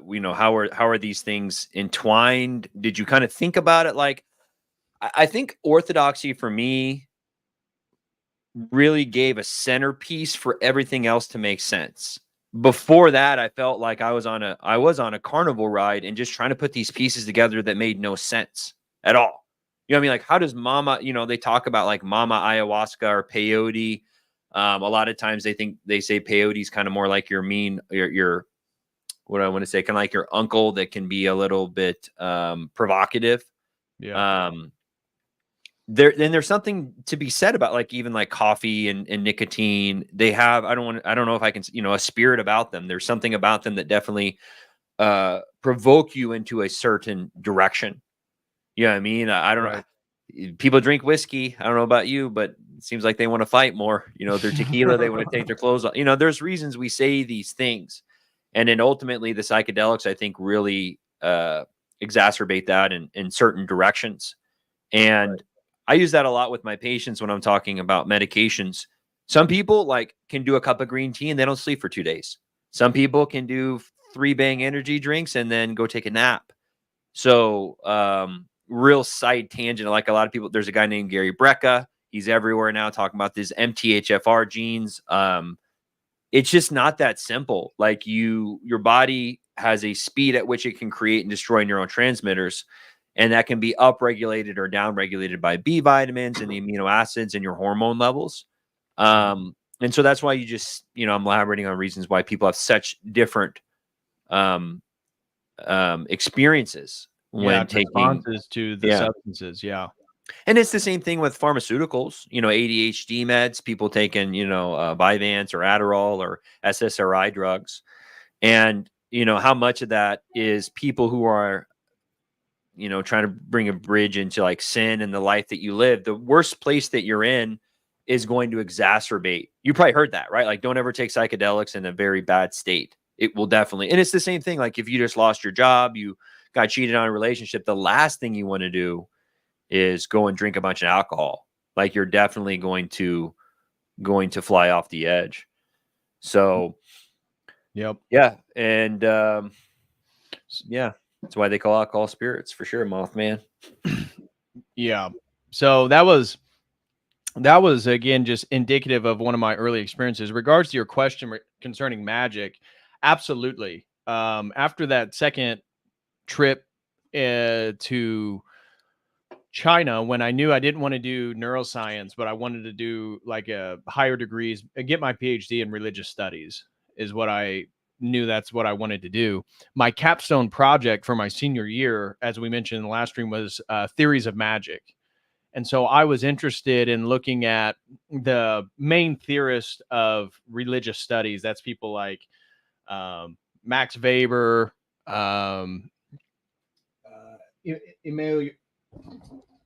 Durkheim, Fraser, all these different, like his book, The Golden Bough. They had these theories. So he like put forth the theory of like what's called a sympathetic correspondence.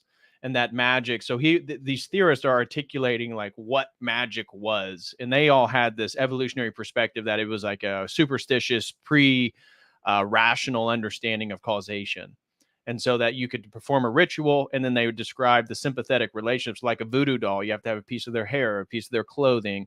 These form sympathetic relationships, like, you know, when Marsilio Ficino would do rituals to Venus, it was during the hour of Venus with, you know, colors of Venus, with candles dedicated to Venus, you know, with images drawn about, you know, the goddess Venus, all these sympathetic correspondences. So I wrote a capstone paper on that. I was fascinated with magic, and I believed magic was real. After I started getting into the psychedelics, I was convinced magic was real, and the power of the mind, and that, again, words, perceptions, how language can manipulate reality, all this different stuff. I was convinced that was the case. So again, that deified the imagination for me as like this access point for like magical transcendence and like self-illumination.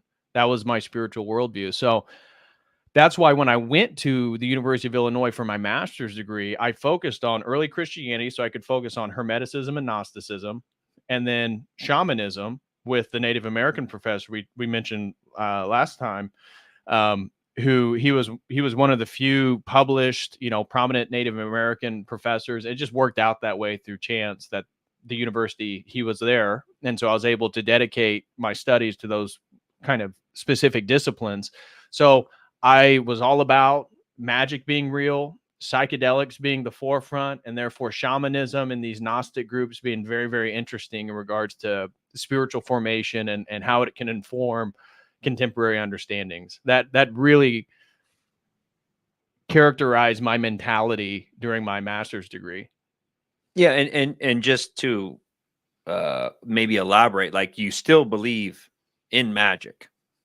Yes, yeah. Even now, right? as an Orthodox Christian, I believe that magic is real, and that rituals are real, and that conjuration is real, and that you know, all types of magic, sigil magic is real, chaos magic is real. The difference is I don't see magic as self-illuminating. I see it as destructive. And this was one of the things I saw. One of these ancient wisdom, like X pages, you know, like where they talk about Göbekli Tepe, or, you know, the pyramids, and then they have all these sort of new age interpretations. And they were talking about, it was an article promoting the use of white magic. This was just a few days ago. I just rolled my eyes, because now as a Christian, you know, it's like, oh, white magic. Yeah. That's where you help other people, right? Well, magic, the whole principle is about manifesting your will. And that's why as a Christian, it's sinful. That's why sorcery or any type of conjuration and ritual magic is evil, is because what you're doing is using divine patterns, if you will, to manifest your will. And every time you do that, there's an exchange. And that's what I didn't understand at that time, until I started actually getting into like sigil magic. And we can talk about that, because that came during my master's degree. The more I believed all this magical stuff to be real, the more then it's like, oh, well, maybe I want to try some of this magic and you know, psychedelic, and mix all this stuff together. And so now as a Christian, I don't want to constantly manifest my will, because there is a give and take. I've realized that later. At the time, I didn't. And so what are you giving up to get whatever it is that you want, whether it be money or social status or a job or whatever it is that you think that you need, and that you're going to use these ritualistic, theurgic mechanisms to manifest.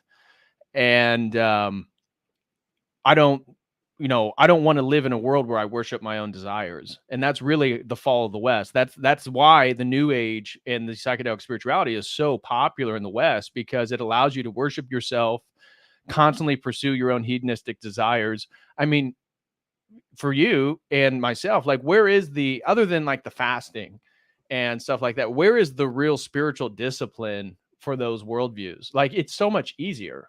Once you become Orthodox, and now you're trying to give up your sinful temptations and live like a much more pure lifestyle. That's difficult. That is damn hard. Where the New Age, you can have multiple sexual partners if they're consenting adults. You can have orgies and threesomes, and obviously all the LGBTQ stuff is permitted. Pornography, oh, that's fine. But you eat meat. For some of them, you eat meat. Oh, whoa, that's a problem. Did you fast? It's like that's kind of their spiritual discipline, but that's really about it. There's Yeah. not a whole lot of convicting unless you have a judgment of somebody or you're not open-minded about somebody else's experience. There's a judgment on those people, Yep. but there is no um, limit to their moral code. There is no difficulty to subscribing to their spiritual paradigm. Yeah, and they're tolerant. What's it like? Tolerant of anything but Christianity, and their whole form of morality is not rooted in anything but their own will.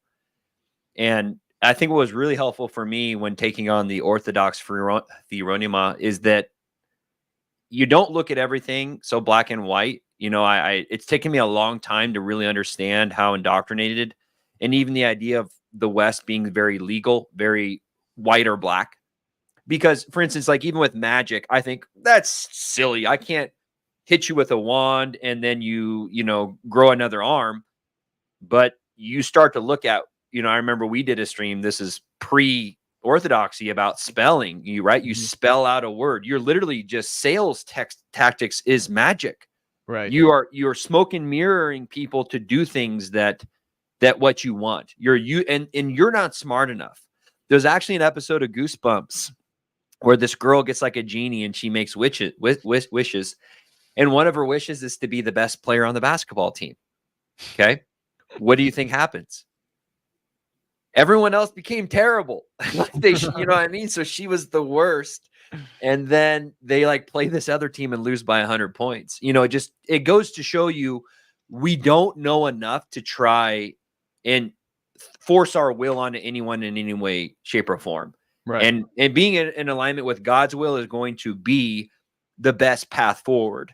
Right. And that's how I view psychedelics now. Like, if God wants me to have a noetic experience, I will have a noetic experience. I don't need to go out and force myself and drink all these psychedelic substances to put me into these situations, because I'm, like you're saying, I'm going to bite off more than I can chew. And I had that. We'll get to that's probably the third story I want to tell, that I was enlightened to.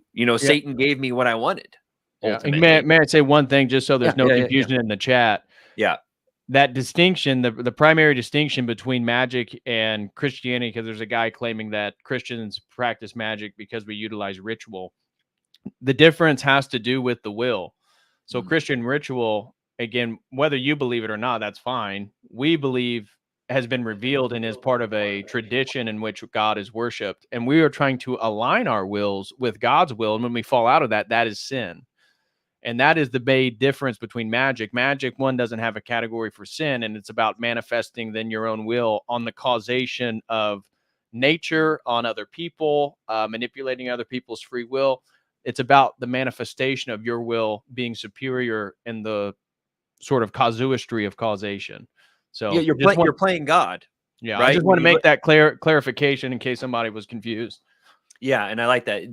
Your whole issue is going to be, you don't have enough divine knowledge to, number one, these people who are playing with magic, like you're saying, they have a very subjective morality. It's all relative, and you can use magic on this place, but not in this place. And then you get caught up in trying to, you push yourself deeper into this rabbit hole of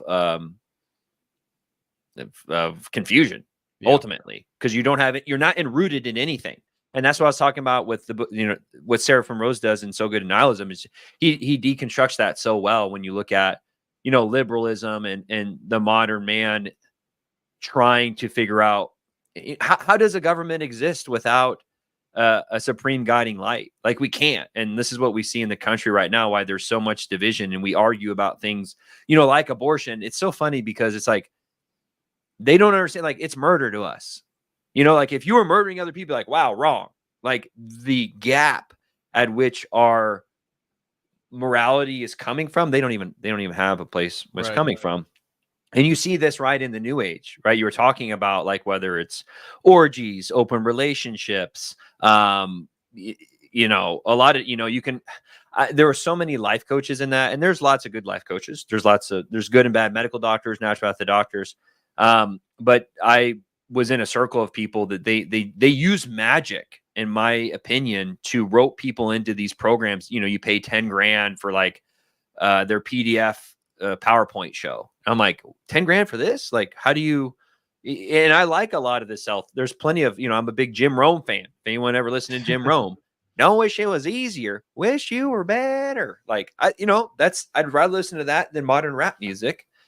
But there's also, you know, we were talking about The Secret. We didn't even really chat about that, right? That's all magic. That is all orient. Like, there's a reason we have icons in our room, right? It's oriented me to my goals, right? It's the person who's like, oh, don't make graven images. Oh, what are you doing this weekend? Well, I'm going to go make a vision board. It's like, oh, okay.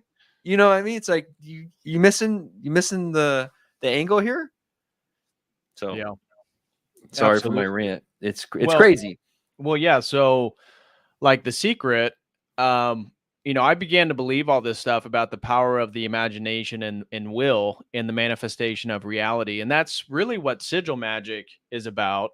And that's, you know, I've talked about this multiple times on stream. I came across the lecture on the Disinfo conference in like early 2001 or 2 or something like that, of Grant Morrison. He's the comic book author, talking about, and I did a whole stream actually covering this interview just to show how ridiculous his worldview was then. But at the time, I thought this was profound stuff. And so, of course, the podium has like a little silhouette of a devil head with horns, and he's telling people like everything that Terrence McKenna and Robert Anton Wilson and Timothy Leary told you is true. Magic is real. What Aleister Crowley told you is true. That the psychedelics are good. They take you to that other realm. And then he told people how to perform sigil magic. Really? This is the guy who wrote Dilbert or whatever? No. That's Scott Adams. That's right. Who did you say? No, Grant Morrison. No, he's a Scottish guy that I forget what some of the comics he did. I know he's worked on Batman and what was it, The Impossibles or something like that that he did. Anyways, I'm not familiar on his work.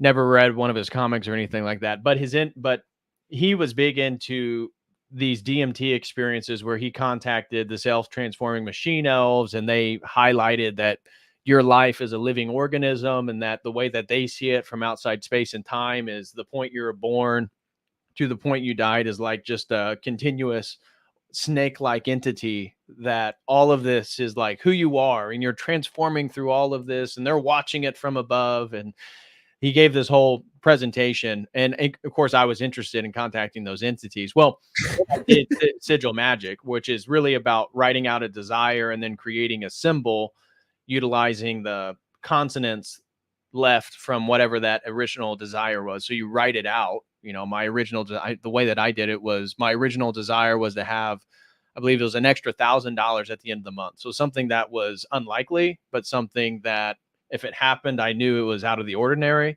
but also possible. You know, I wasn't asking for $1 million or a lottery ticket or something like that. So do the ritual, create the symbol, and then you charge it doing different things, usually the utilization of your sexual energies. You can do it like The Secret, where you put it up on like your ceiling, so it's the first thing you see every day. You can put it in like really small in different parts of your house where you're like not totally conscious of it. You can stare at it, or you can get other people to stare at it. This is where the theory of like corporate logos being sigils to charge it, the more the people look at the symbol. Or you can masturbate and look at the symbol while you're having an orgasm. This is the idea that you can implant it into your subconscious mind so that it's like planting a seed and it will come to fruition. Well, what happened was, I don't even remember the circumstance, but somehow I did get $1,000 by the end of that month, and I was convinced that it was real. Yeah. And so then I was like, oh my gosh, magic is real. Like all this $10,000 next month. Yeah. And so this was all part of this worldview that I had. And it really wasn't until I went to Berkeley during the PhD program, and I went to what's called a Gnostic Mass. And this is a mass within the Thelemite tradition. So the Thelema is the spiritual tradition founded by Aleister Crowley, which is I was about, gonna again, bring the up Crowley. utilization of will. Do with that will. This is the whole of the law. And So he when he was known for using specifically the masturbation technique, and what did he do? Like in one of the Egyptian pyramids, didn't he do a sex ritual? Do you know what I'm talking about? I thought there was a specific story about him like using being a homosexual. Yeah, that, but no, he had a woman. I thought they conjured some demon, and Well, maybe yeah, next on time. the honeymoon with his wife, he conjured a demon called Awas, which is, Yeah, according to him, the source of, I think it's the Book of the Law that he yeah. claims that was told to him by this entity, which looked like a tall alien gray, basically. Mhm. Yeah. So anyways, Crowley was into all weird stuff, and he was a big proponent of men being sodomized, because if you could transgress that boundary, then there was no boundary you as a magician couldn't transgress. I know. If you can do this, man, what's next? The goats? You know, Right. if you can do a goat, you can do anything, man. Right. So Ugh. anyways, eventually, to skip, and we can go back to maybe stories in between, but in regards to magic, where my interest in magic ended, and it ended fairly quickly, was I was still interested in magic, and I would probably say that at some point by the time I got to California, during that first semester, that's when I did the research on the book I mentioned last time, the Psychedelic Gospels. Um, I thought magic was cool. That was kind of, again, like the Venn diagram of magic, psychedelics, and the imagination, like where all those things met, was basically my worldview. Yep. And one of the other PhD students, she was much older. She was actually in her early 50s, and she was a Thelemite, and they had their own Church of Thelema, or their own lodge. I don't remember exactly how they characterized it, but she was in one of our classes, and I believe the class was on Western esotericism or something like that. Maybe it was on new religious movements. Anyway, she was in the same department, a lot of the same classes that I took. And she was inviting the class to her Gnostic Mass that evening. And I went with a couple who were like Unitarian Christians. So they were like these pretty liberal, progressive Christians that believed in sort of ecumenism, perennialism, all this different stuff. And I was like, oh yeah, I'll go with you guys. So us three rode together to go to their house for this Gnostic Mass. And one of the weird things that was actually occurring is right when we got there, so they had paintings on the wall, like ginormous murals from the floor to the ceiling of like Hathor, which is an Egyptian deity, Isis, Horus, like all these different gods, Osiris, like in different parts of the wall inside their house. And we went on the back porch to wait for this Gnostic Mass to begin. And there was rats everywhere. And I didn't realize I went and sat down on the back porch, and me and the other guy that I was with, this Unitarian Christian, we were sitting there talking, and we heard noises in the trees, and we looked over, and he said, "Oh, do you see that?" And then I started looking, and we could see rats filled in this tree and all around like the fence. Like they weren't next to us, but we could clearly see them. And I'm talking like 50 to 100 rats. You think that it said something, symbolically? Well, yeah. Well, now I totally see it symbolically, right? Like this is this is a pit. This is a demonic hole. And so then we go upstairs to this room that is their temple. Oh, that's what they referred to it as, a Thelema temple. So we go up to their temple, and it's just a makeshift room with like different curtains that kind of section off different places. There's a handful of seats. So we all sit down on the seats, and then there's three people, a priest, a priestess, and then another guy that are doing this Gnostic Mass. And it culminates in the end that you as a spectator are supposed to have a desire that you want to manifest. And then you go up to the priestess, who then is totally nude, sitting on the altar. And, depending on the temple or the lodge. So wait, was this the one you were at? She was completely nude? Mm-hmm. Okay. Mhm. I'm just saying, like, kind of walk, like, this kind of strange. There's rats everywhere, and like, oh wow, there's a naked lady on the altar. Like, did you think they were going to sacrifice her, or were you like, I didn't know what was going on. This was my first time. And I thought I was like, interested in magic and all this stuff. So, hey, bro, it's what you got to do. So I see this, and then I see there's like another 3 people across from us in this little room. And apparently they are like parishioners to this temple. And so they've been to multiple ceremonies. And I'm watching. So once she gets up on the altar, I'm like, what is going on? And I'm like looking at my friend, and he's looking at me, and he has his wife with him. And we're like, what? And then they get up, and then they walk up, they get a wafer, and then they started making out with the chick on the altar. Who Like, did?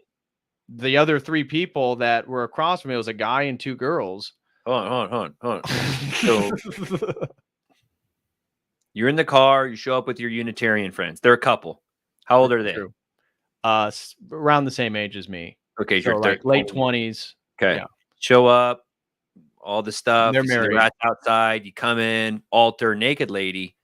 No, we come in, a whole ceremony happens that's like an hour long. Okay, and is it like, I was going to ask about that? Is it like a liturgy or a mass, or what? It's kind of like a chanting in Catholic mass. It's a strange Catholic mass. They use all this formal ritual language. Like Latin? The Gnostic mass is totally written out and like laid out by Crowley, like how it's supposed to be performed. Ooh. So it has all these symbols, and like the priestess is like an Isis figure, and there's all this symbolism that's laden within it. And so how familiar were you with like Crowley and everything at this time? I was pretty familiar with all that. Yeah. Okay. So yeah, it kind of reminds me of the Mummy, is what I'm thinking. Do you remember the scene, like when they're doing like I forget even what happens, but that's what my mind is going to. Like, I think, they do that in a lot of these movies. Blade Runner, right? They sacrifice the women. What's funny is I just watched Dune. They, kind of just sacrifice women. I'm just saying woman on the altar, which is right. It's like a Lilith figure. It's a Jezebel figure. It's a ritualistic whore is what she's symbolizing. Yeah. And so the people you're not with is what I wanted to clarify. They grab a wafer. They went up. They already knew how this ritual worked. Okay. And so apparently the supplanting of your desire has to do with like this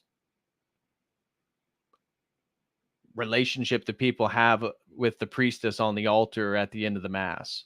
This is like the planting of the final seed of the utilization of the mass itself, which is all about. Now, is their perspective that it's like I'm giving away my sexual desires, or it's like they're like specifically desacralizing intimate sexuality? Like you're saying with Crowley, like there's this, if you can get past the sodomy, then it's not like like we view it as like something that's very sacred and protected. I was definitely not interested in any of the gay stuff, but I believed in the magic, theurgic, ritual magic. Yeah, and I'm saying, is that their angle though? We have to get rid of the sacralization, like you're saying, dissolution of boundaries. Like if everyone, that's the whole thing, is that you cross boundaries within a thelemic paradigm. Any boundary is a limitation, and that means that's a limit on your personal power. That's why Crowley thought if you're going to be a great male magician, you needed to have sodomized and be sodomized, because that means that there's no barrier that you can't cross. Your will is that powerful. That's the idea. Yeah. And so but you're just saying you're with your Unitarian friends, and these people go up and start making out, and you're like, are you going to grab a wafer or what? Yeah, happened? I got a wafer. I did not make out with her or touch her, and she said, oh, well, cause she turned to us and like, you guys don't have to do this. This is just what we do. And so we came up, and it's like venerating. It's also like in Orthodoxy, you venerate the cross. It's a direct inversion, a direct inversion, full inversion. Yeah. Full total inversion, total inversion. And when I left there, I remember talking to them in the car on the way. Wait, did your friends do it? Did the Unitarians do it? No. They didn't kiss her or do anything like that. Okay. So we left, and we're like, wow, that was wild. And we were talking about it, and it just never, it didn't feel good to me. I never went back. I never did anything magical. I really was kind of not interested in ritual magic. And so I really never, that was like the end point of my interest in magic. I was still doing the psychedelic stuff, and it was really just another year. And I was dropping the psychedelic stuff and eventually coming to orthodoxy. But that was a big domino that fell in regards to like kind of crumbling what it is that I thought I believed and what I thought I promoted.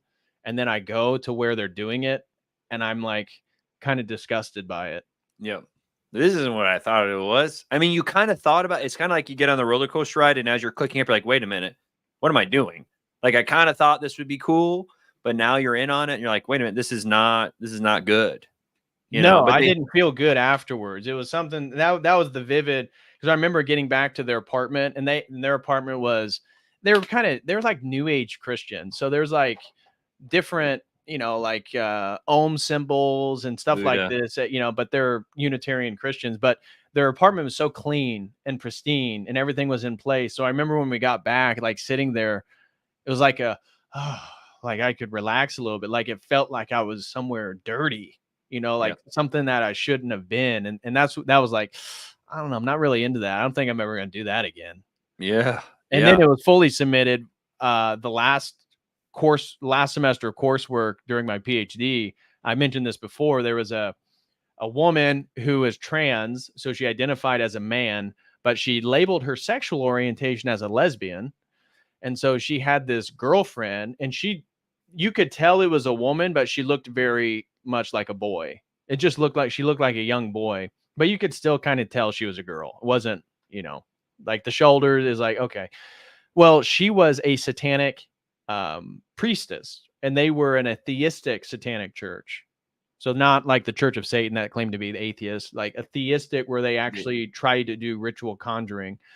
And then once she told me about their rituals, which she did in a class presentation, talking about, again, this idea of crossing boundaries, that they would take a wafer that had like menstrual blood on it, fecal matter, urine, because if they could ingest it, there's nothing that they couldn't do.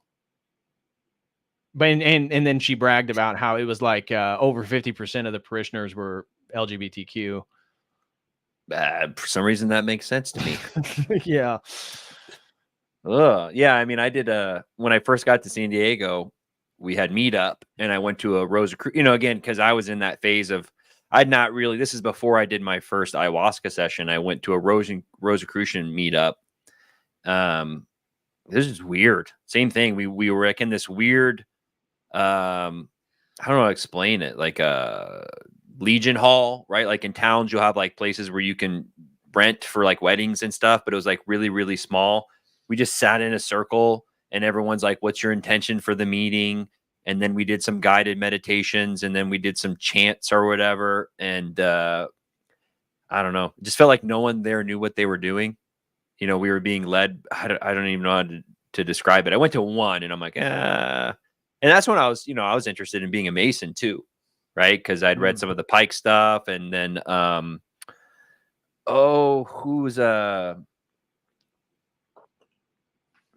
was the other really big occult guy? He exposed a lot of the occult stuff. Manly P. Hall? Yes. I went down that whole rabbit hole, and that's when I got into Masons and Rosicrucians and all that fun stuff. Lord have mercy. You got his Teachings of All Ages. Yeah, that's what I got right here. The Secret Teachings of All Ages, Manly P. Hall. I remember first getting that book. I thought it was like a gold mine. It has some good factual history in it in regards to how things, and I had all of Manly P. Hall. I remember there's a database online of his lectures, and I put them all on CDs. And when I delivered pizzas during my undergrad, because that's what I did, I would listen to Manly P. Hall lectures. See you driving around in your like 97 Honda and just got Manly P. Hall. The secret of all of the ancient cultures have been using psychedelics. These psychedelics give them contact with extraterrestrial entities. Yeah, that's my Manly P. Hall. What do you give me? So I'd give you six and a half. There we go. I haven't listened to a while. It's better I when I'm haven't listening either. to it all It's the hard time. for me to remember, but I think that's in the right direction. Maybe a 7.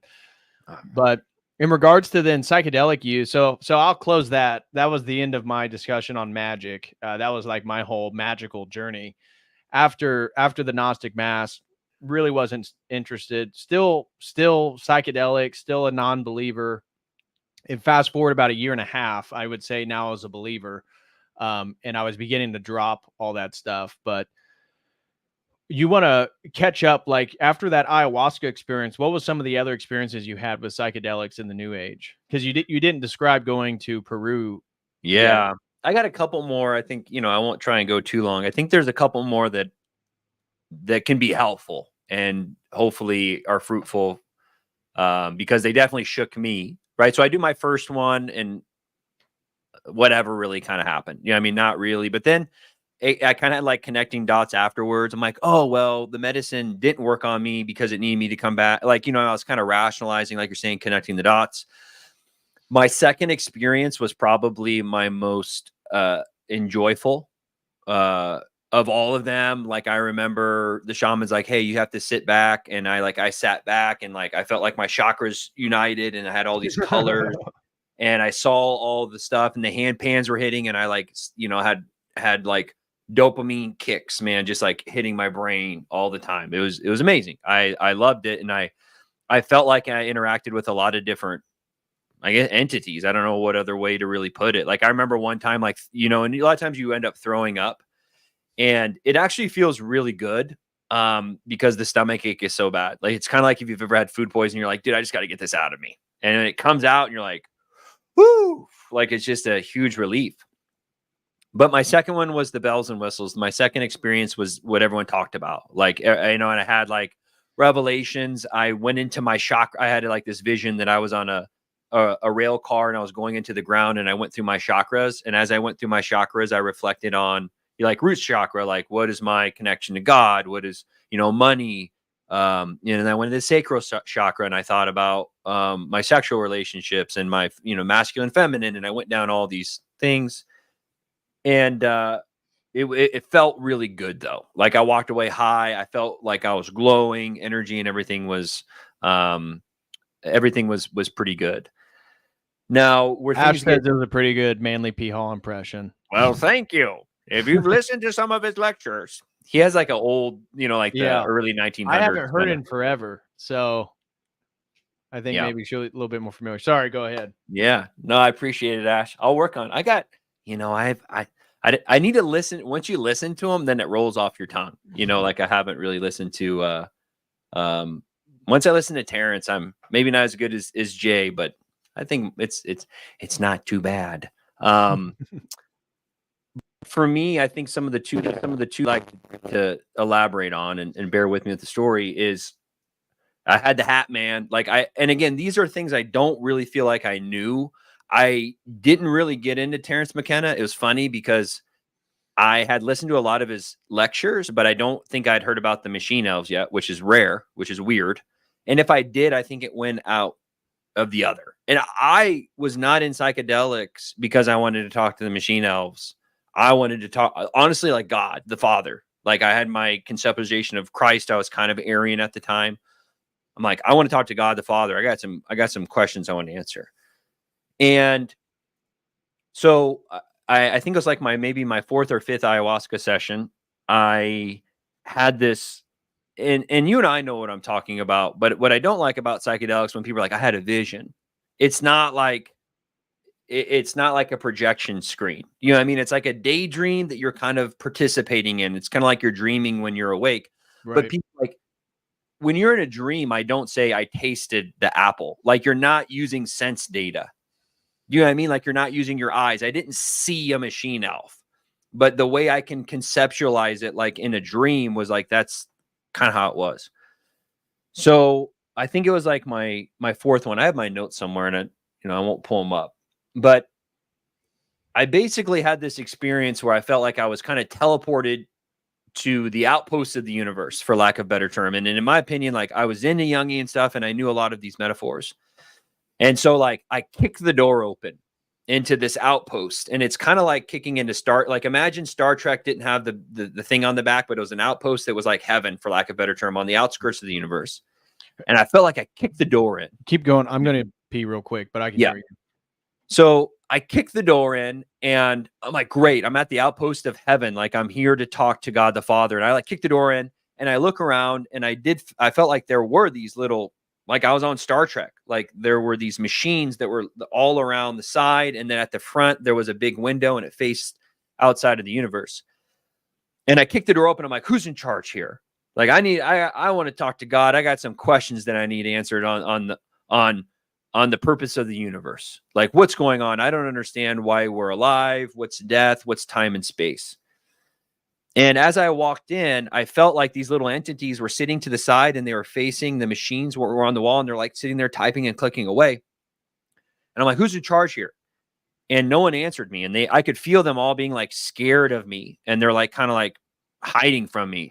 And I'm like, hey, I want some answers. What's going on here? And they're like, one of the guys is like, sir, what do you mean, sir? I'm like, yeah, what's going on here? I need the secrets to the universe.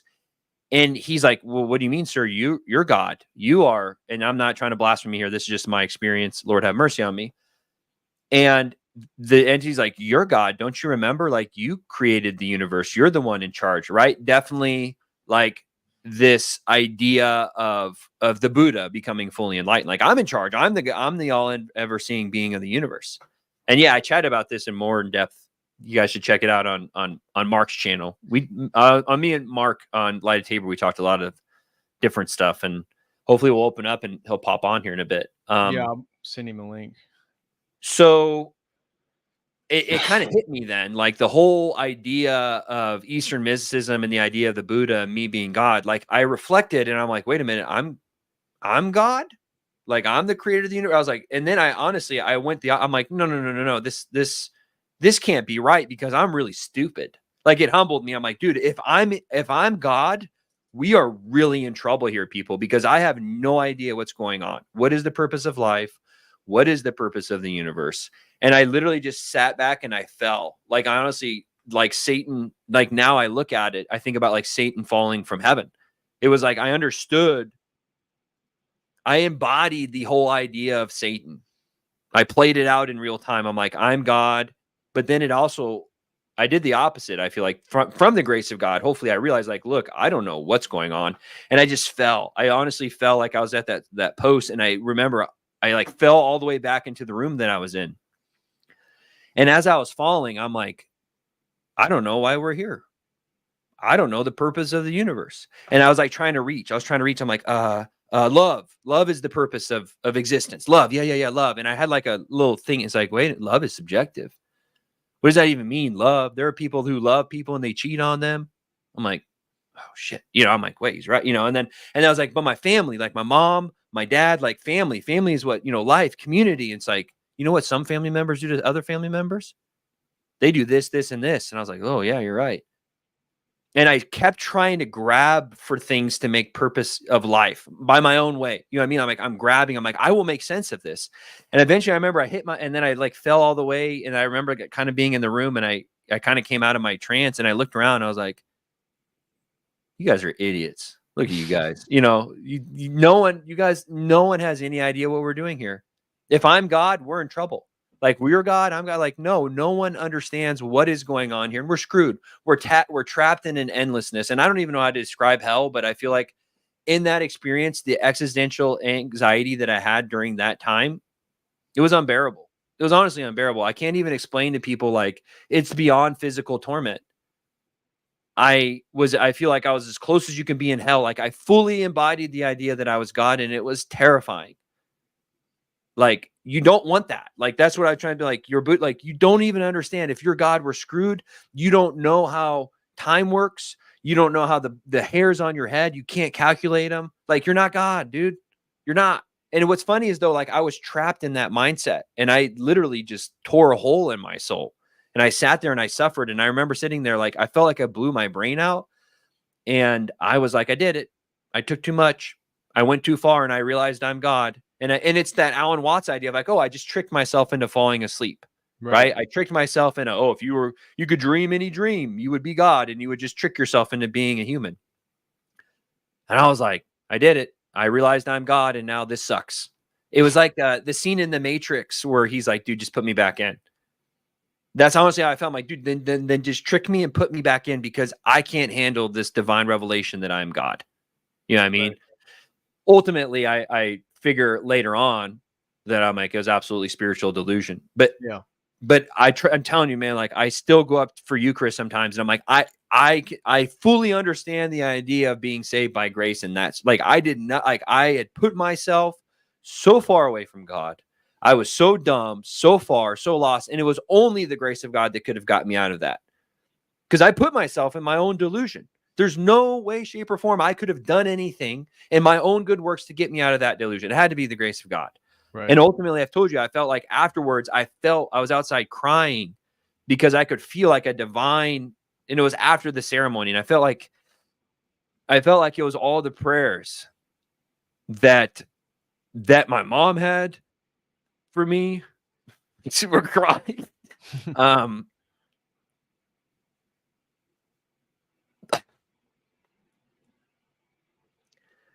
That the church had. Like I see it now, but I didn't see it then. Right. But looking back now, like it shook me. Like and I was in that place, and I was so lost and so scared. And so just like evidence, like now that I have the right framework, that like prayer and like from Matt, like it works. You know what I mean? Like it is true. Like and I didn't realize it at the time, but it was definitely. And it was so funny, as I still kind of carried on in delusion. Like after that, I kind of swept it under the rug, and then I went back to psychedelics for several times after that, because I was still like I still wanted to deny it. You know what I mean? Right. And that's where I'm like, dude, it's the grace of God. Like that is there's literally nothing else for me, and it wasn't me that I was born into a family that would pray for me. The church, like all these things are definitely stuff that was outside of anything that I did. But I'm telling you, I go up for communion sometimes, and I'm like, God could have left me there. God could leave us literally anywhere. But it's it's the prayers of everyone. So prayers work, man. Yeah. Prayers are real.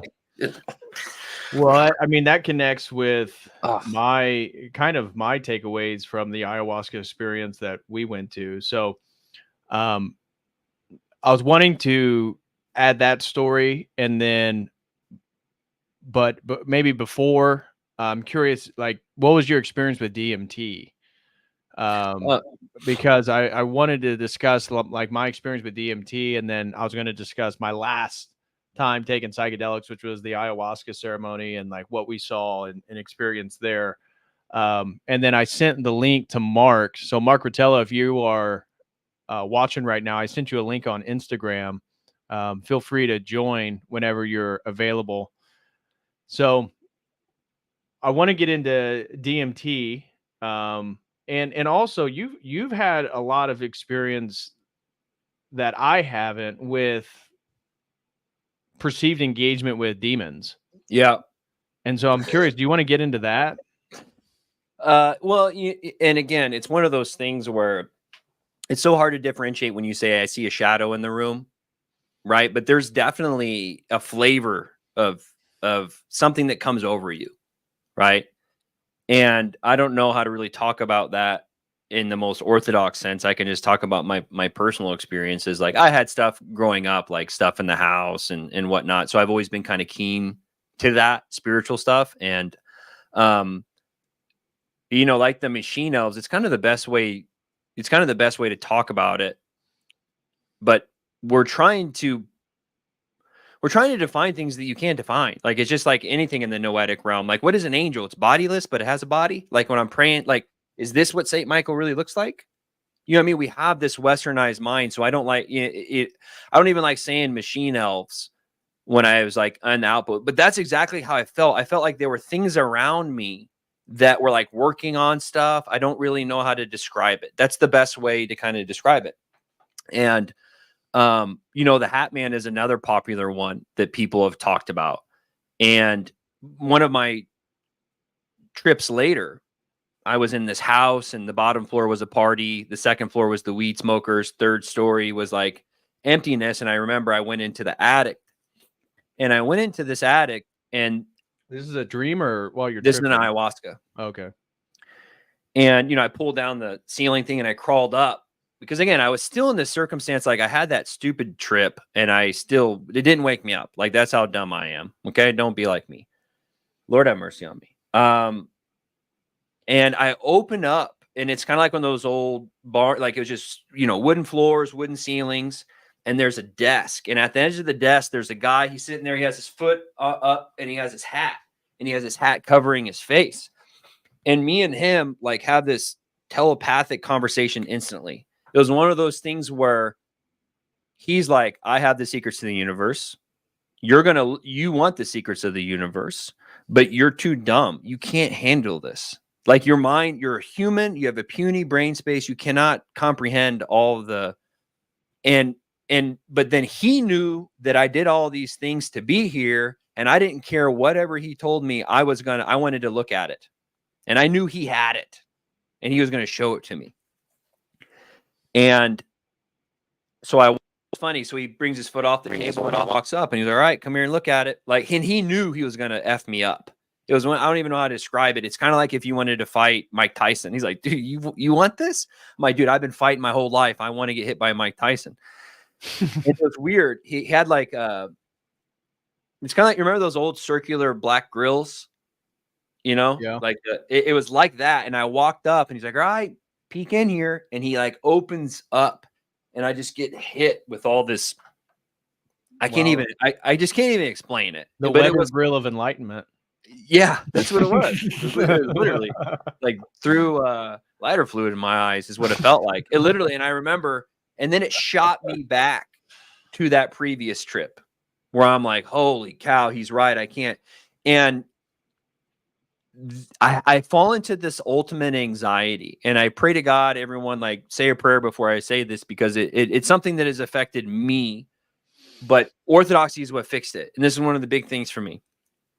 As you can tell, I was always searching for God. I was always searching for what is the purpose of life. I found that in theosis. Mm-hmm. Like, it is the purpose of life. Like, all my like, this is it. Like, nothing else matters. I am fully 100%. You cannot convince me otherwise that there's another purpose besides theosis. Mm-hmm. Because I was in this other place that scares the living heck out of me. Like, I tried to figure it out on my own. And when I thought about existing forever, it scared me, and me being God and trying to figure these things out. And I'm like, none of this makes sense. So am I here? And like, when I think about forever, it literally sends me into existential angst. I'm like, wait a minute, I'm a soul. I didn't want to exist. I didn't want to, like, I can literally go down this. It's a demon of anxiety. And the only thing I still had this even after ayahuasca that saves me is like, when I think, I'm like, no, there's a creator of this universe. And he loves us. And he died for us. And that's all that matters. And everything else doesn't matter. The idea of it, the idea of the Orthodox conceptualization of Christ literally like drove those demons away. From an intellectual standpoint, from a metaphysical standpoint, it was the only thing that really made sense to me. Like, I don't know why I'm here. All I know is, like, get close with God. Like, I'm a kid in the back seat. I'm taking off my anxiety. God knows where I'm going. That's not my purpose, to understand the purpose of life. Christ came. He gave us the church. Theosis. Game's over. Let me go to the Orthodox Church. Let me get started on getting healed. Right? Mm-hmm. That doesn't mean I still don't get demonic attacks. I still get them. I have terrible dreams all the time.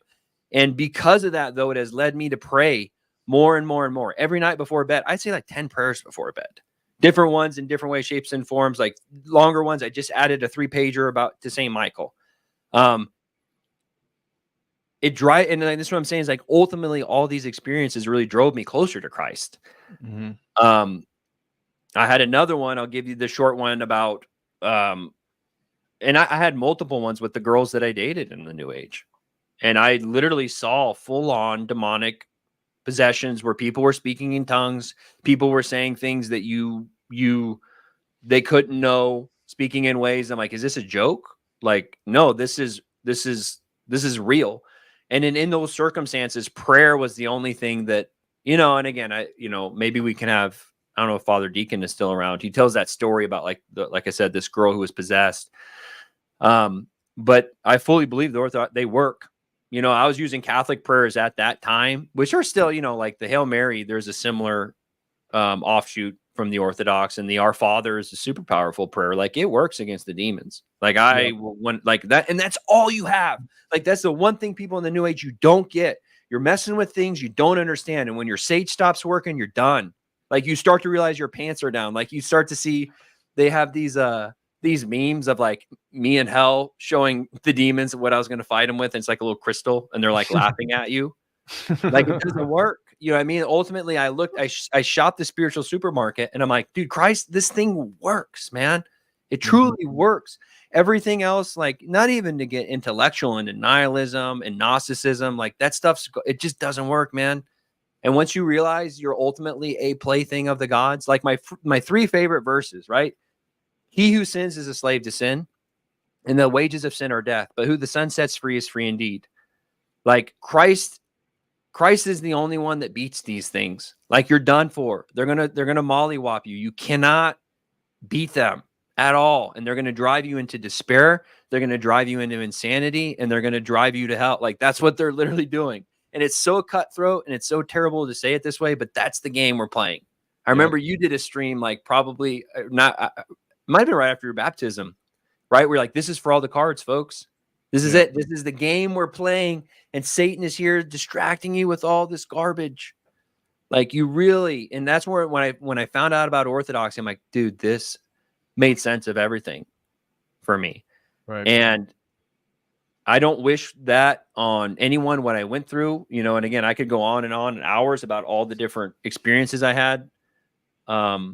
Well, you had one I thought you might bring up in regards to like literally invoking the prayer of Saint Michael, or the experience you had of possession. I'm sure people listening would like to hear a little bit more about that story and how that played itself out.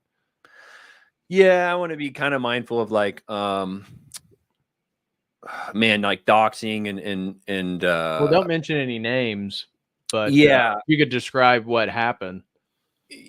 I mean, because it depends on. I had several circumstances of girls that I had dated at the time, who were speaking in tongues in the night to me, and I'm like, where does this information come from? And ultimately, man, I'm really trying to figure out what is fruitful to share and what not to share. I can definitely go to like when I think about when I went to Peru. It's one of those things too. Like it's a funny story. So I'm in San Diego. There's a psychedelic conference in LA. I go up to psychedelic conference. I meet this guy, and he is an MD, and he's a shaman and an MD, and he's got a place in Peru. And he's like, hey, you need to meet this other guy because you're an ND and this other guy's an ND. And I'm like, all right. So I get this guy's information, that medical doctor. I meet in LA. I go home that Saturday. I email him. Sunday night, he emails me and says, hey, you need to meet this ND. I was not supposed to be on a shift Monday morning, but I covered for a friend of mine. And I go into that shift on Monday morning, and that doctor took a job at my school. And he was on the shift. I'm late for clinic, and I show up and I sit down next to this guy who I was supposed to meet. This guy was supposed to be in Arizona. You know what I mean? I meet this guy. Like, it was just like, what the heck? So I talked to this guy. He's been to Peru several times. We get a group of people. We go down there. It was horrendous, man. Like putting the whole trip together. I had to get 10 people. Everyone wanted to fly in at different places. And I was like being a travel agent. And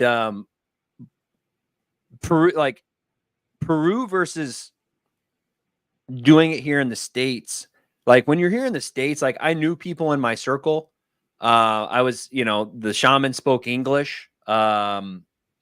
you go to Peru, you're talking to people who can't speak English. They have different customs. They have different, more like, you don't understand things. Like, I definitely don't recommend doing ayahuasca at all. And I definitely recommend don't going to people like, oh, I want to go to the real thing. It's like, it was annoying, man. Like, I took the medicine and all I heard was digga digga wine gain, digga wine gain. Like 3 or 4 hours, just constant.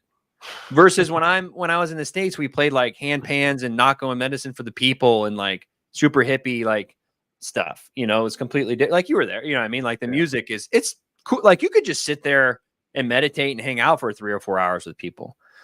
But and again, something that really came up for me was the cultural relativism.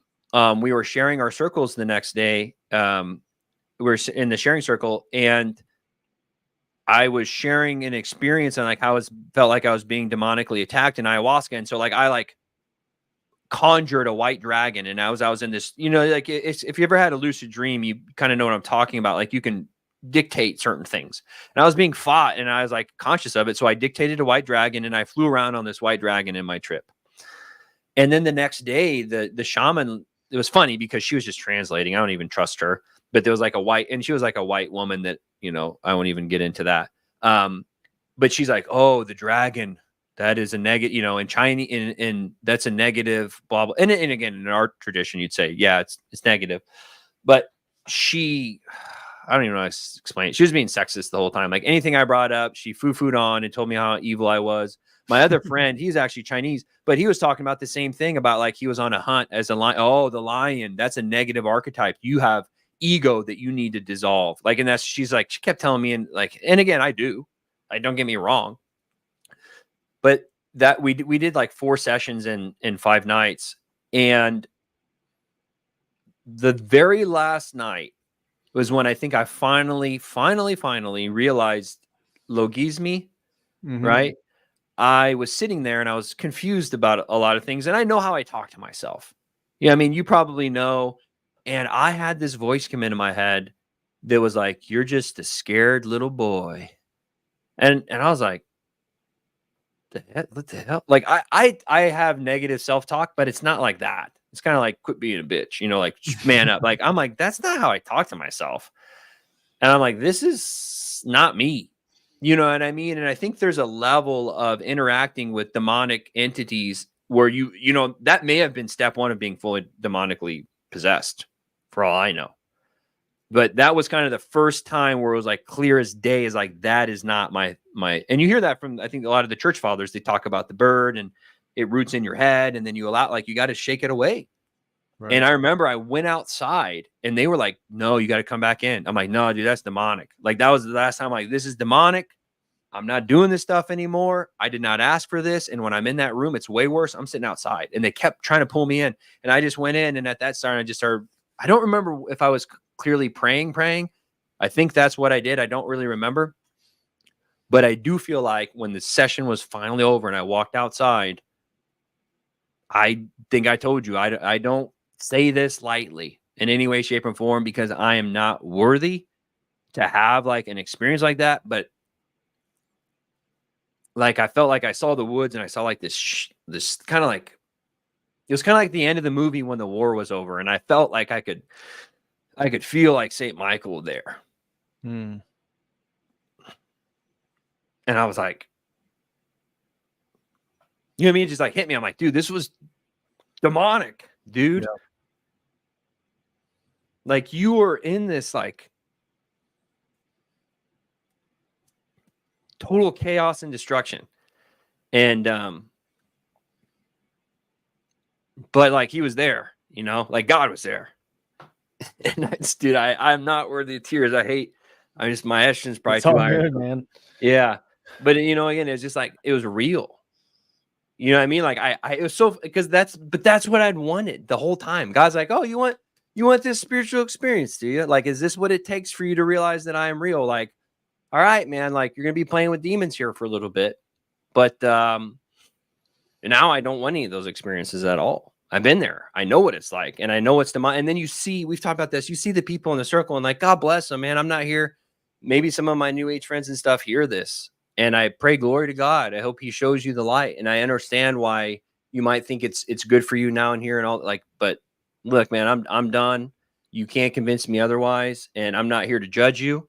I don't understand your starting place. I was so gifted to have the grace, like I've said before, to whatever you want to say about being Catholic, you know, not being an ecumist. Like I was fully rebaptized. But I fully believe in like that grace from my mom.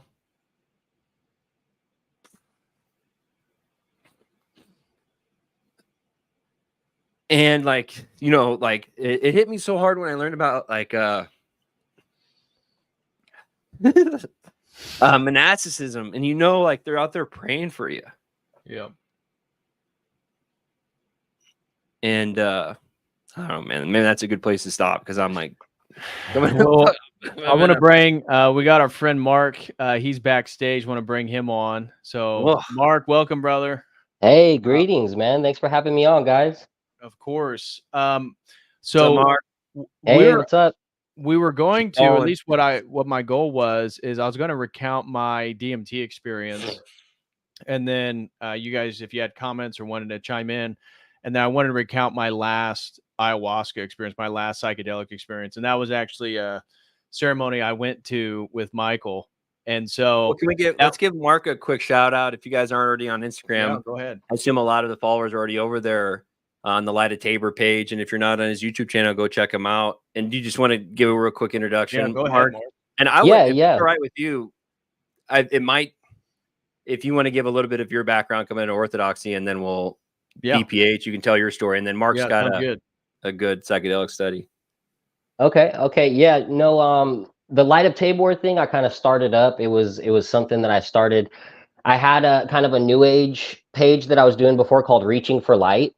And that was when I was deep into the psychedelics, deep into Kundalini yoga, all this kind of stuff. And I had this big ceremonial experience, which I'll get into a little bit, and ended up coming to Holy Orthodoxy. And from there, I was like, I want to take all these people that I've kind of misled, you know, knowingly or unknowingly. I want to kind of bring them on this journey with me, and kind of like, I felt like a responsibility to kind of reorient them, because I had misled them. I was playing a part in their own new age deception that they were falling into, that I had fallen into, and I was promoting.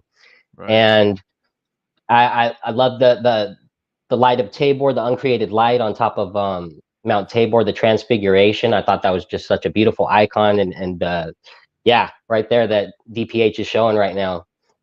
I think that's from Orthodox Boomer Grandma, if I'm not mistaken. Yeah, it is. It is. Yeah. Get your icons from Union of All Icons. Yeah, shout out to her. Yeah, no, so I thought that was just really beautiful, and it just kind of spoke to my heart and my soul, and it kind of related to the light, like the reaching for light, but it was like, that was the false light. And now I had found the true light, Christ, you know, the ultimate truth with a capital T. And that's kind of how it came to fruition. And it's kind of just based on leading people out of New Age to Holy Orthodoxy. Yeah, man, yeah, I can definitely relate to that. Yeah, your page, you guys have similar. Yeah, no, it's a very similar path to David Patrick Harry, for sure, on a lower scale. Yeah. Did you want me to talk a little bit about how that New Age deception and how I got into the psychedelics, and then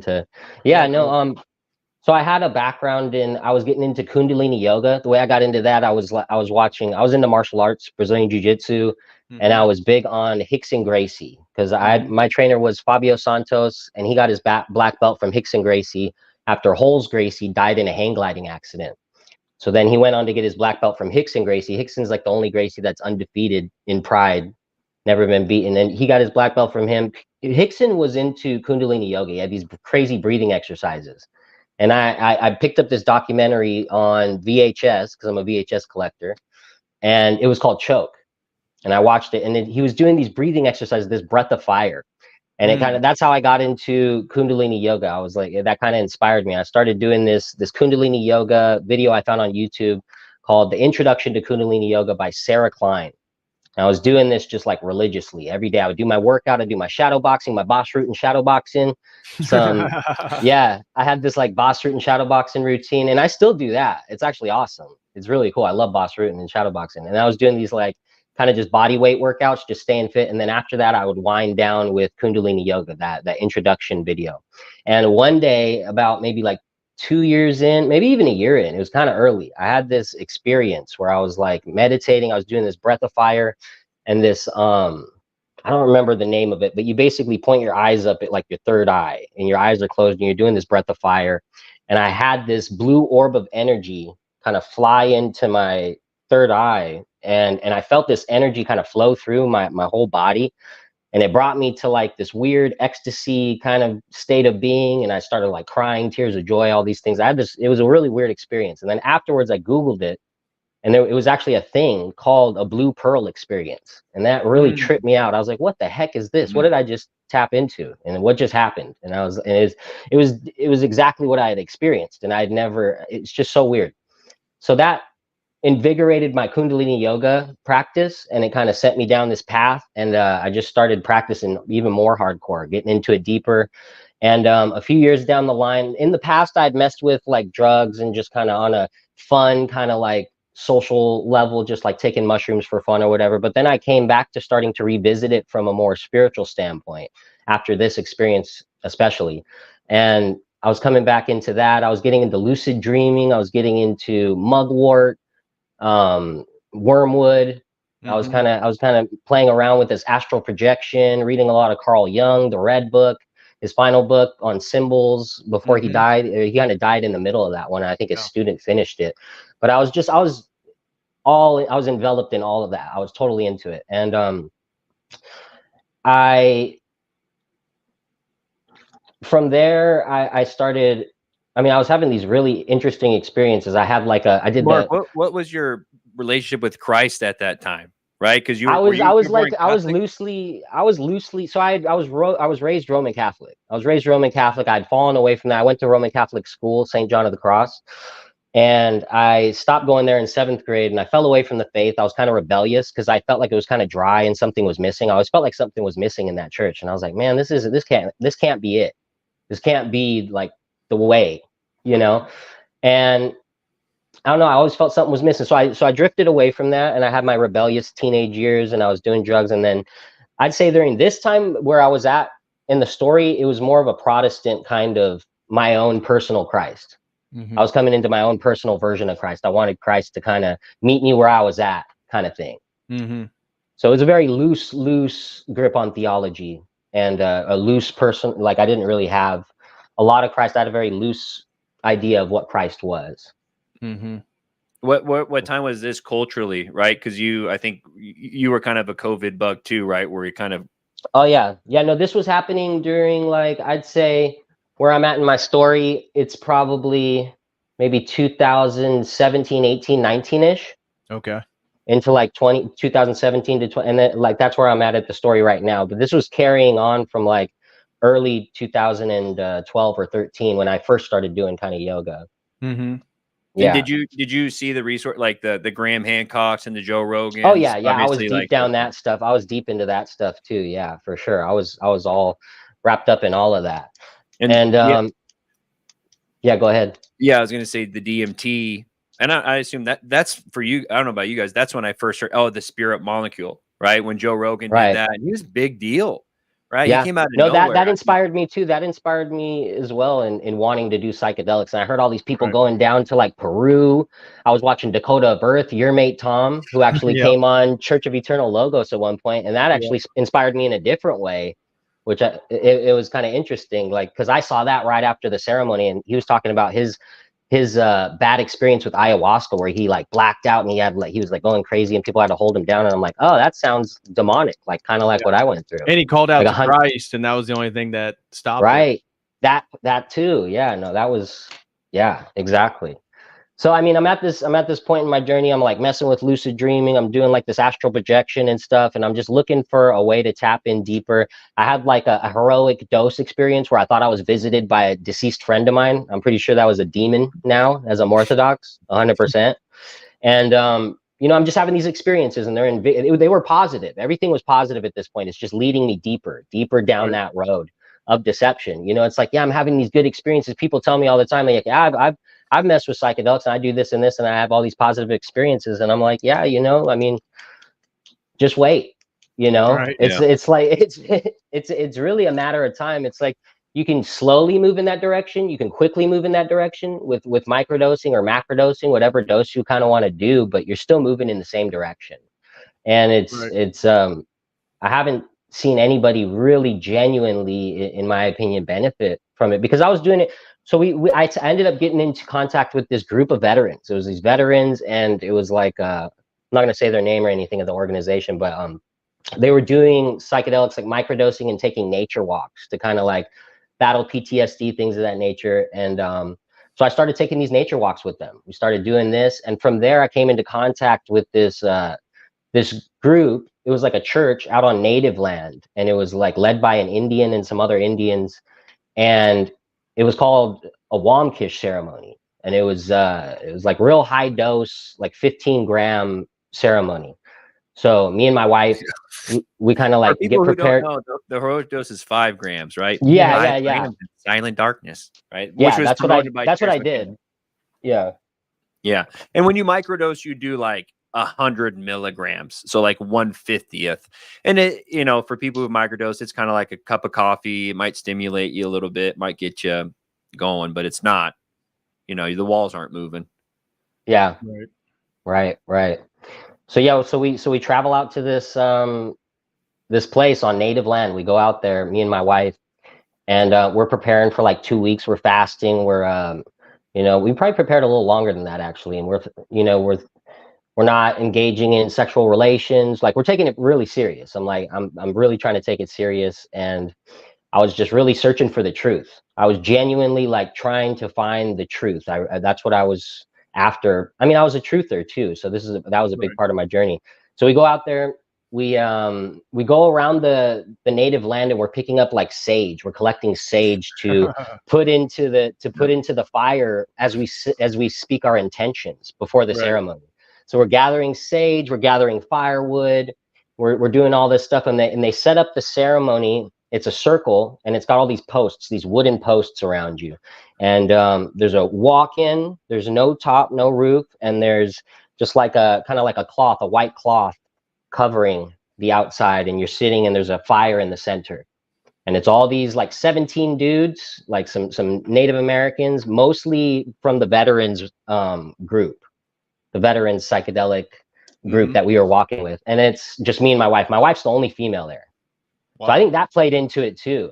That definitely played into the energy of the ceremony. So we start off, and we're putting the sage in the fire. We're throwing the sage in the fire, and we're saying our intentions. I can't remember what my intention was. I think it was something like, I had a long intention, and I ended with, I want to tap into source.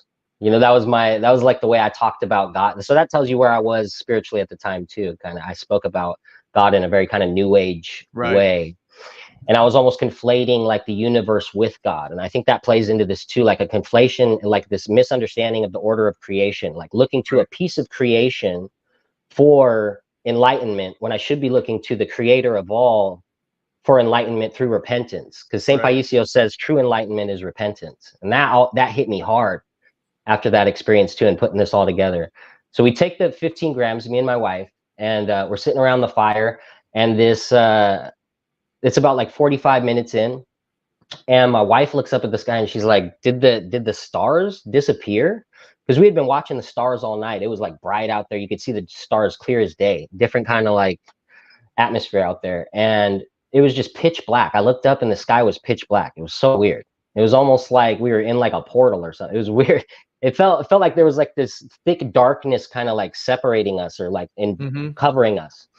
And yeah, I couldn't see the stars. There was like pitch black in the sky. It was really weird. And then I got this like kind of just nasty feeling, kind of similar to what you were talking about at that like that Gnostic mass you were at. Yeah. Just like this feeling of like, man, like kind of what did I get myself into kind of thing. Just kind of, it was just very light at that point, but I was just like a sign of things to come, seeing the stars disappear.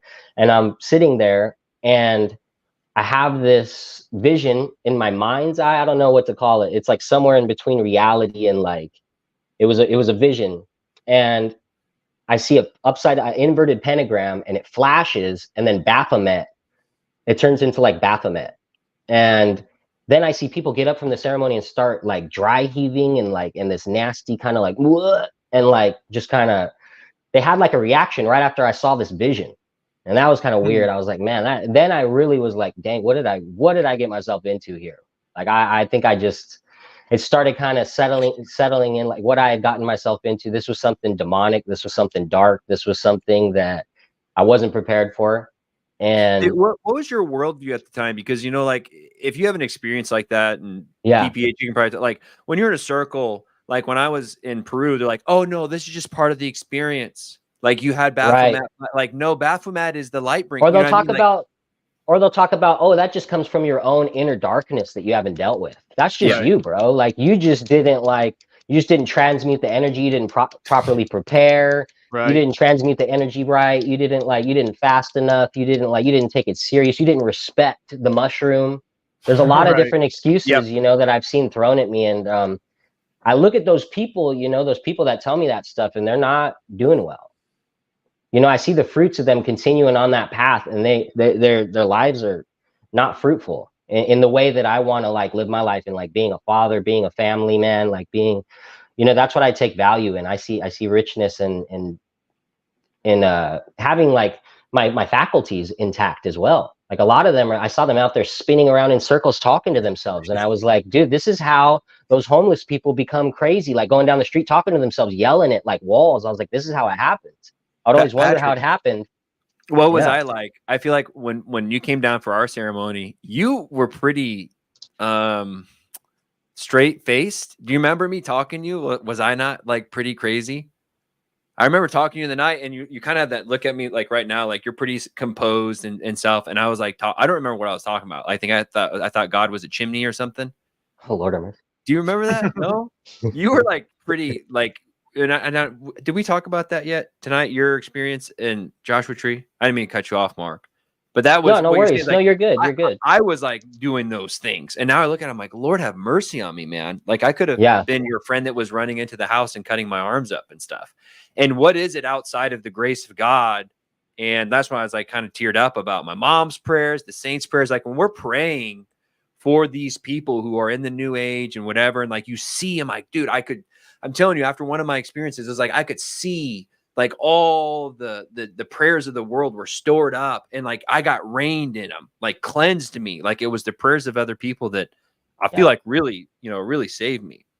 So yeah, and I honestly feel like it was the prayers of my mother that pulled me through that ceremony. I really do. I really do feel like it was my mother she was a devout Roman Catholic. Now she's converted to Holy Orthodoxy. She was baptized with me and my family. Yeah, so glory to God for that. So that's a beautiful thing. I'm super happy for her. And yeah, I really do feel like it was her prayers that kind of pulled me through, because from there, these people get up, they start throwing up, they're purging, they're having this nasty kind of like dark energy come out. It was just interesting. And there was this older gentleman who was walking around the fire kind of like Golem, like in a gremlin like kind of stance, and he was like making these weird kind of possessed noises. It was very like I was just seeing like this demonic nature kind of manifest itself through different aspects of the ceremony. And then like from there, my wife, she had a vision in the fire. She saw a alligator head coming out of the fire with the mouth open. And I was like, okay, I didn't think much of it at the time, but this led to something else that I saw symbolically in Orthodoxy after. And so we go back in the house, the ceremony ends. It's like hours later, the ceremony ends. We go back into the house. My wife's having a rough time. She's having a rough time, and we're trying to navigate our way to the room. We had a room in the house because we were the only couple there. A lot of the other men were sleeping in tents outside.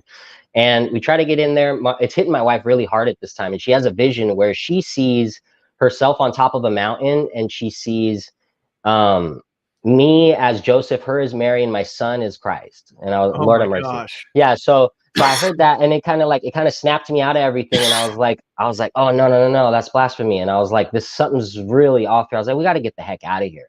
And my wife was having this vision, and I was like, we got to go right now. So she's kind of like limp, and I'm like dragging her out of the house. And it's just like, it's a mess. It's a messy situation at this point. I'm on 15 grams. She's on 15 grams. She's having this vision.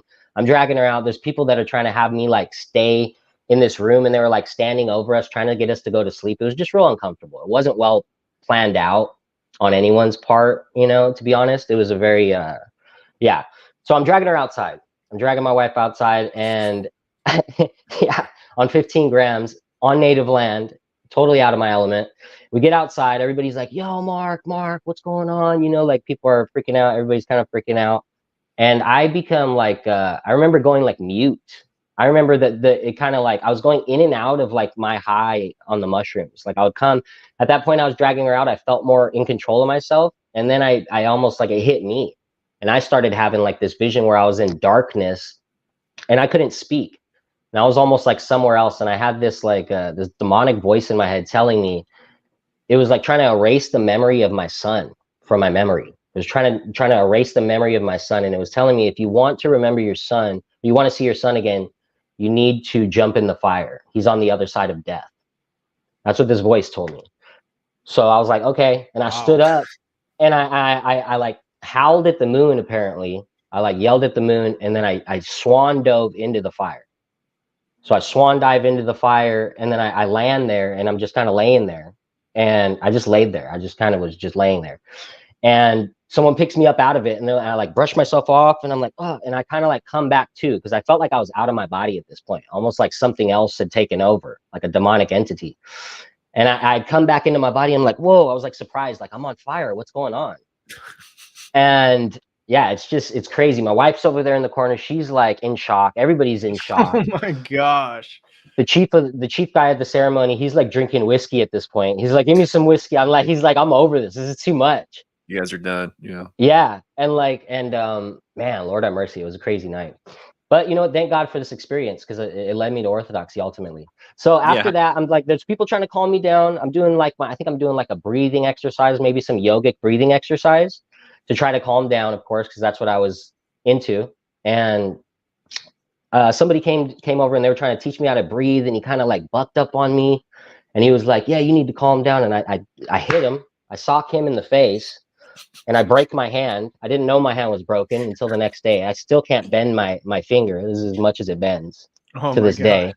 And yeah, he flew, and then I had a guy tackle me from the side, and then I had like 2 other guys on me, and I kind of pushed myself up off the ground. I was in like this weird psychedelic, like kind of crazy state. I was just kind of uncontrollable. I pushed myself up off the ground. There's a couple guys on me. They're like, calm down. And I'm like, you know, and I was still a bit feisty. And I remember at one point I was rolling around on the ground. Later that night, I ended up rolling around on the ground, kicking, and like I think I went into a frenzy of some sort.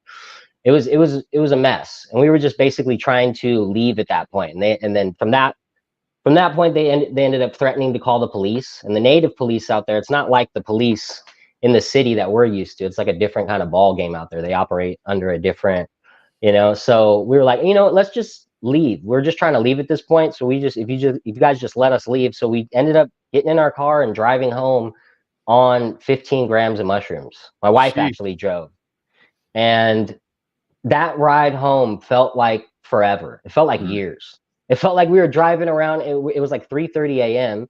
when we took off, and we were driving around in circles. It felt like in these windy, dark roads that just felt like they were never ending. It felt like we were in an acid loop and we were never going to make it home.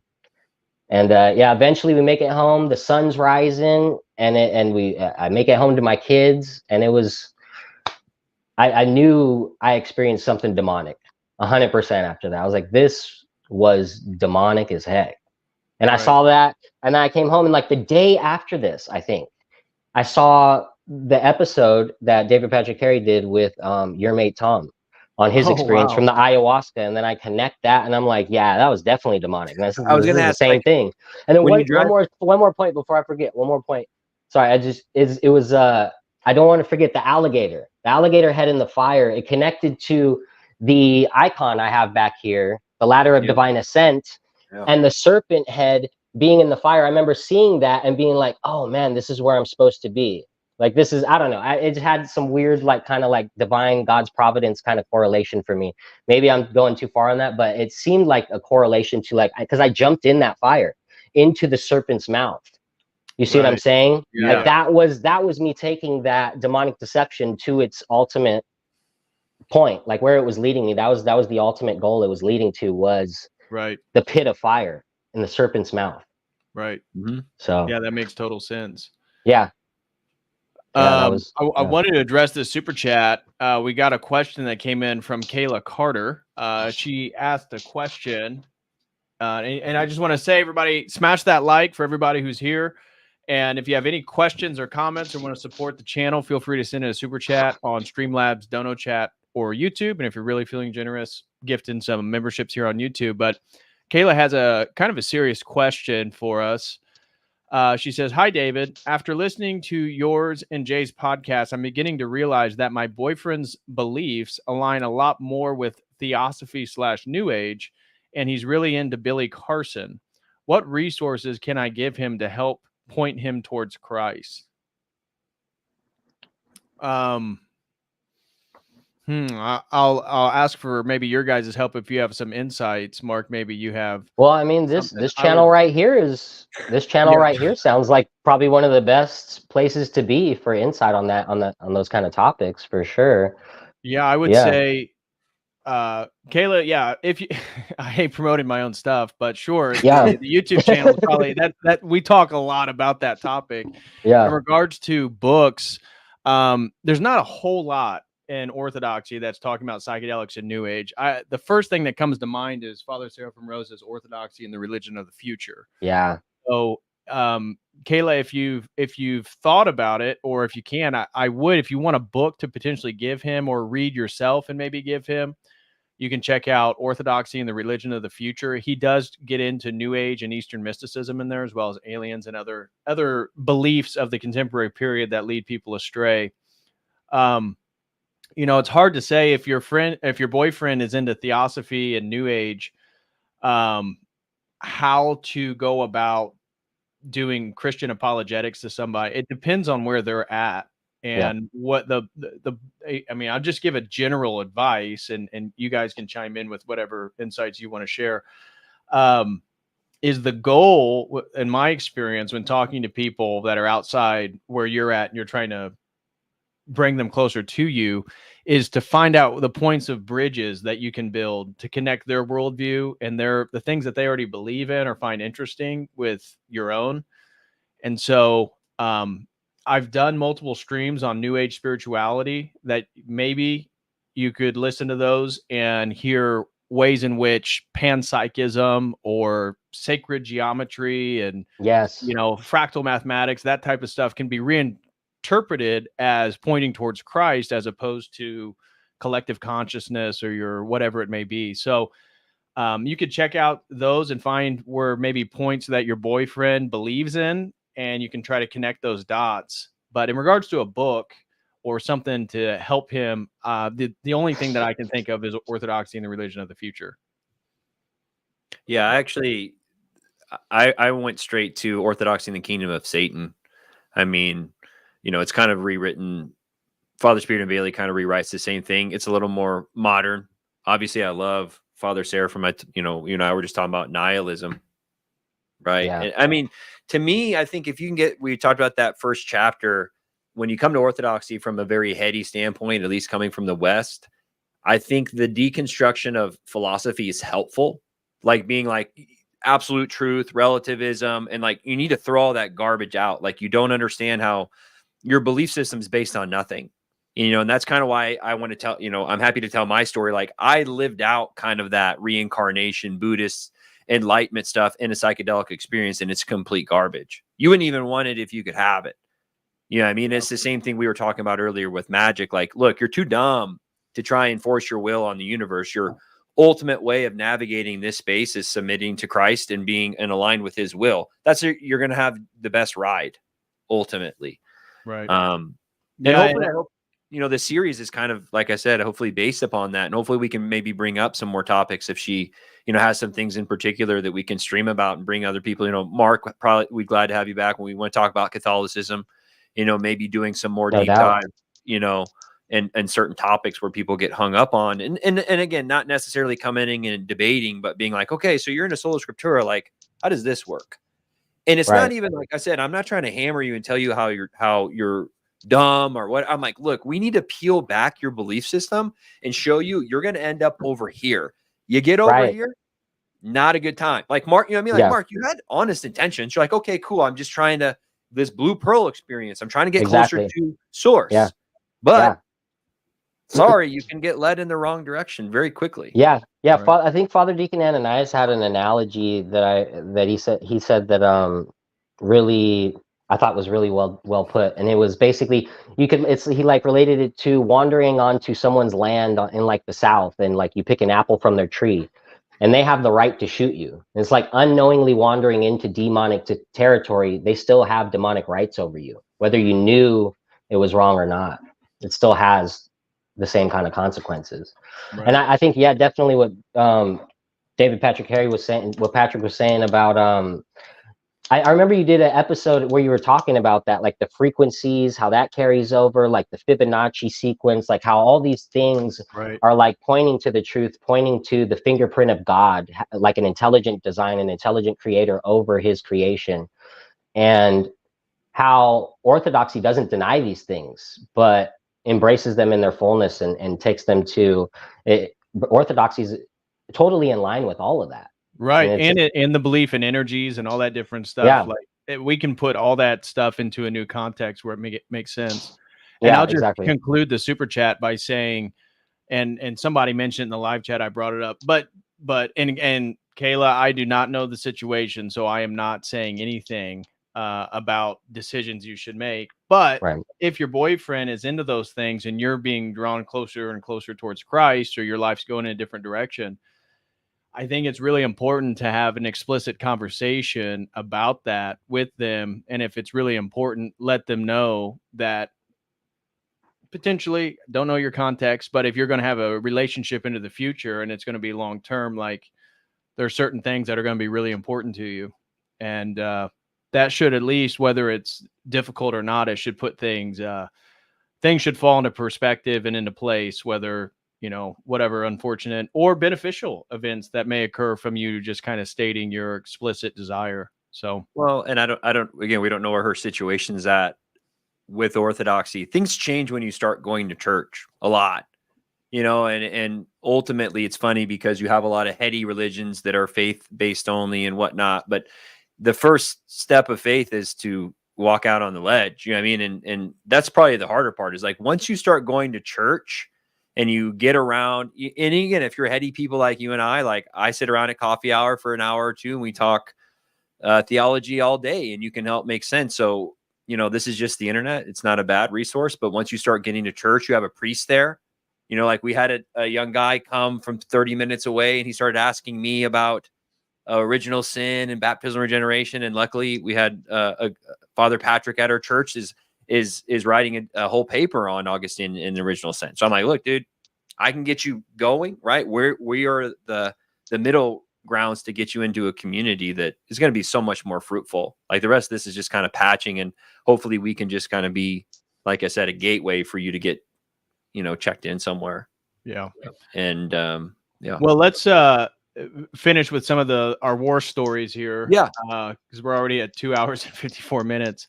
So I wanted to I wrap up my DMT and then my last psychedelic experience, and we can chime in and say things in between. But for DMT, and I'm curious if you guys smoke DMT. I think Dr. Mo did. I don't know if Mark. I never tried DMT personally, no. But I do feel like I was sent to a similar realm when I did the 15 grams of mushrooms, because I know they're a very similar chemical makeup, if I'm not mistaken. Yeah, they're both. Yeah, like one thing off, right? Yeah, tryptamine. Yep. And so for me, I was never able to get a hold of DMT until I got to my master's degree. And we already talked about one of the visions that I thought I was going to get into, the University of Chicago, and that didn't work out. Well, I went to a friend's who had some, did the whole thing about taking as many hits as you could before, launching off. And yep, I'll state from the beginning that maybe it's just I'm a genetic anomaly. There's like less than 5% of people where DMT doesn't fully work. They don't have the same experience. And this may relate to the two stories that I have. So I took as many hits of DMT as I could out of a bong, and the colors started to come on. I laid back on a couch. I never felt like I broke through. That's a common metaphor that people feel like they break through. It did feel like a transition. And I've described this in a video for members. My experience was it was like a 50s diner, and the wall was like a spinning galaxy. And I had come through that spinning galaxy, you know, kind of what NASA portrays as the Milky Way. Who knows the validity of all that stuff? But and I'm in like this 50s diner, and people are dressed, you know, in like 50s traditional clothes with with hats and business suits and all that. And it's kind of like the motif of the time traveler. So I don't know if you guys were into the, what is it? The Imaginary Foundation. It was like a website that had all types of art. And I'm not familiar with it. Their stuff. Yeah, I had their t-shirts. You may have shared some of their stuff on your Instagram, Patrick. Yeah, I used to share. Let me see, Imaginary Foundation. Yeah, the time traveler. The Hat Man. The Hat Man was there. Yeah, right. The colors. It was like DMT. It was like the guy did DMT and like made those t-shirts. They're cool. I liked them at the time. Yeah. So like this is their website, and it's like a very pro science psychedelic site. So they have a lot of like astronaut stuff, but like this type of stuff. This is the motif of the time traveler. This guy that has a briefcase and the top hat and like that sort of early 20th century aesthetic. Is that supposed to be like a famous DMT entity? Not necessarily. It's just it's an art motif. When I was in psychedelics, you could look up art motifs of the time traveler. The Hat Man, all types of stuff. Or the Hat Man is a popular archetype. You know, we didn't talk about the Greys. I feel like I ran into the praying mantis people when I was in Peru. Like there are certain patterns, and it's so hard. Like, do we, you know, even like in your circumstance, Patrick, did you already know about the archetype, and then when you did DMT, it is what projected? So, you know, that's kind of like a Jungian, you know, there's a double idea. It's like, is it a subconscious pattern that becomes projected, right? And actually, that was one of the things that Jung hit that really struck me. He had this line, and Peterson talked about it a lot, like that, you know, what is the cosmos? It's the land. It's where things are out in front of you. It's where the gods exist. It's the constellations. They are these things that are bigger and further away from you that you cannot conceptualize. And what happens when we took them out of the sky? Did they go away? No, they're still inside, and they're trying to figure out ways. So when ancient man, from a pagan perspective, was doing these rituals, they're like acknowledging them and having a way to scapegoat their ways about, and they're actually somewhat conscious of them. Where modern man, we're all possessed by them and don't even know it. Like we talked about Aphrodite's or Aries, you're possessed by angers. You know, there are people who would argue that ancient people were conscious. Like, oh yeah, I got possessed by Aries and I punched the dude in the face and broke my hand. Where when we say, oh, I was demonic, like when we say that, it's so like inflammatory and scary. I was possessed. Like, no, I didn't have control over myself and I punched the guy. You know what I mean? No, like, it felt like I didn't make the decision to punch him. I don't know if it was like a natural, like protective reaction, but I remember I was so out of it, I couldn't see his face. I couldn't even see his face, you know? So it was like, it was interesting.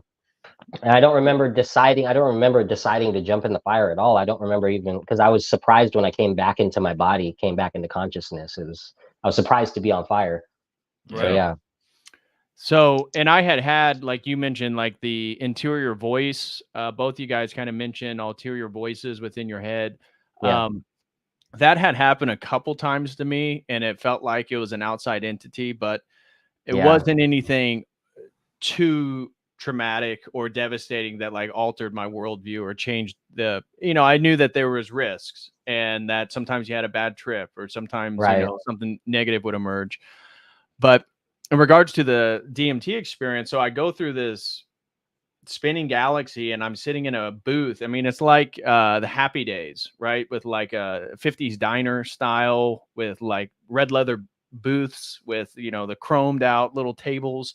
It looked just like that with the black and white checkered floors. Oh, wow. And I'm looking around and it was so vivid, like the faces, the people, and there was waitresses and they're serving people and all the men are dressed like that. And I was trying to get people's attention, but it was like they couldn't see me or interact with me. And I saw these time travelers again going in and out of this little spinning galaxy on the wall. And this is where I thought I was going to get into the University of Chicago. And then it kind of began to dissipate. There was like colors and rolling hills. All of a sudden I was in like a Candyland type environment, and then it went away. And I came back and I was like, well, that didn't last very long, because I was expecting like a 10 minutes, you know, and they're like, yeah, that was about like 2 minutes or so. So I tried to do it again. Couldn't, nothing would come on. Try to do it another time with another friend, and nothing really happened. Just kind of felt a little lightheaded, a little bit of a head high, body high, but no visuals. And they were blown away. The second time I did it, like my buddy's like, okay, there's tons in there. Like, I know you said you couldn't launch, but and it didn't happen. And he was blown away by it. And so then I was kind of frustrated, because I wanted to contact these entities, and it never worked for me. And we'll get into the ayahuasca, where for that it shut off for me as well. But if you guys did DMT or had a DMT experience, feel free to share. I know Mike had one. Yeah. So it was funny. I was at that psychedelic conference, and then I went to hang out. They had the frog, the 5-MeO. I think it's Bufo Moringo. It's the Colorado bullfrog. Yeah. It secretes it. And obviously you have to smoke it. And I had a similar experience to you, that everyone there blasted off. I just went dark for a minute or two. I didn't really have much of an experience with it. I think one of the big issues with that is being able to inhale. Like it's like smoking plastic. I don't know what yours like. If you have the actual green stuff, it's like smoking plastic. Because you have to sit and you have to hold it. And as soon as you cough is usually when you kind of come out of it a little bit. So when I did the 5-MeO frog, I didn't have anything happen. And then another time, actually 2 other times, I had the actual green stuff. And the first time I coughed myself out of it, like it literally, like, I was starting to happen, and it literally just woke me up, kind of like, throwing water on someone who's drunk. So the second time didn't happen much for me. The other time we did it, we used a gravity bong, and that's what did it. We put it in this big bag, and it worked. It worked. I would say, yeah, I had experiences, but I remember sitting on this couch, and and again, it's not like I don't even know how to explain it. It's not like it's happening in real time, but I felt like the first thing that happened is I felt like I shot out of my body, and I hit like a bug zapper that was around the earth, and I hit the bug zapper. And then I fell to the ground, and then I had and I hate using all these terms because it sounds so crazy. And I felt like I had a UFO come over me, and it hit like a gravity wave, and I was pinned to the ground. And I was trying to turn, and I couldn't, but I was stuck to the ground. And then I had a voice in my head says, "Oh, go inward." And then I rolled myself into the earth, and then I plummeted deep into the earth, and it was cold, and then it got dark, kind of like when you swim in a pond. How as you're going down, it gets darker and colder, and the temperature changes really quickly. And then I shot up through a volcano, and I had again, these were all Jungian, and this is why I don't know if it was from reading subconscious. Your roots to hell to get to heaven. I felt like I dived down and up. So there's not a whole lot of fruitful to discuss from that. But then I hit it again, and I definitely felt like I had this female entity that was kind of this bluish color, and I remember standing up, and I felt like she kicked me in the chest, and I fell down in this chair, and it was you got to shape up kind of thing from Greece, kind of like this, you're not man enough. I was, searching for a partner at that time in my life, and I was kind of single. So I don't know, I think a lot of it, my opinion, looking back now on the psychedelics as a whole, I think there's definitely demons that are trying to come in and hijack you in a position of vulnerability. Yeah. Right. I think all of us, the theme is look, we're trying to search for truth. We're trying to search for something that makes us better. Yeah. And Mark, I think I was earnestly searching for truth. And I think that's what led me out of it, is because I didn't stop that search. Exactly. I totally found it. Yeah. Go ahead, Michael. I didn't want to cut you off. Just hitting on, then they can come in and hijack. It's like Pinocchio. This fox comes oh, you're going to be a movie star. Dude, I remember thinking at one point, I was so delusional that I'm man, we need after listening to Terrence McCarran, I'm like, we need the Michael Jordan of psychedelics. We need a guy that can take like 100 grams and go into the noetic realm and come back with the secrets of the universe. Like, that's what we need. That's what's gonna.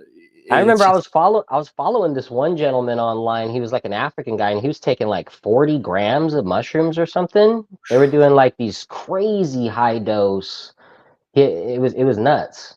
Yeah, I mean, Graham Hancock's book, and again, this is what I'm saying. A lot of this, and kind of the point of the stream is like there are bridges to be had in this, especially if you're atheist. For me, it was a bridge.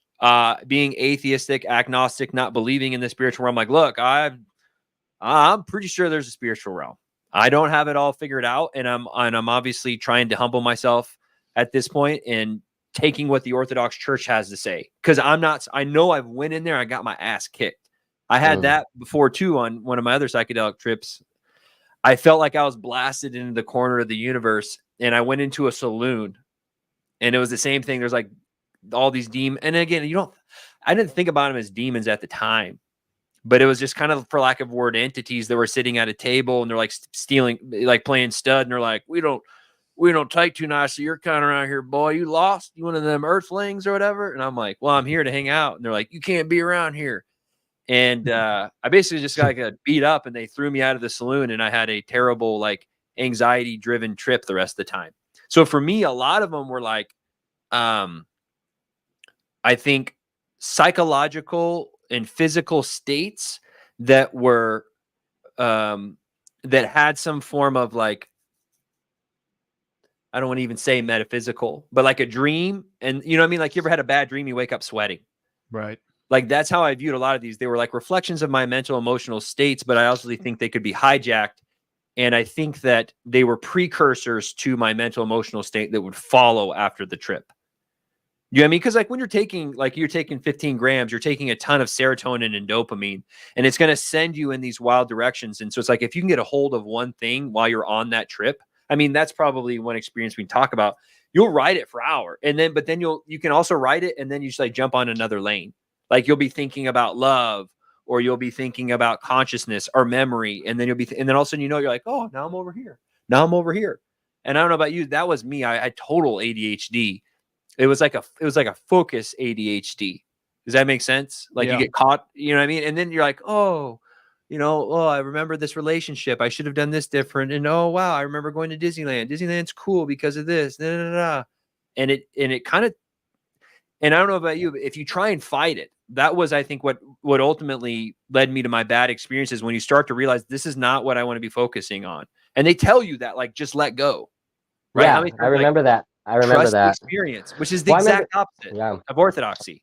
Right. Yeah, I remember them telling me, like, get rid of any former beliefs you have of God or a creator or any spirituality. Before you come into the ceremony, you have to get rid of that. And I was like, yeah, I think I'm going to keep Christ, like, in my heart a little bit, Yeah, you said and that. It felt like there was like a battle over my heart.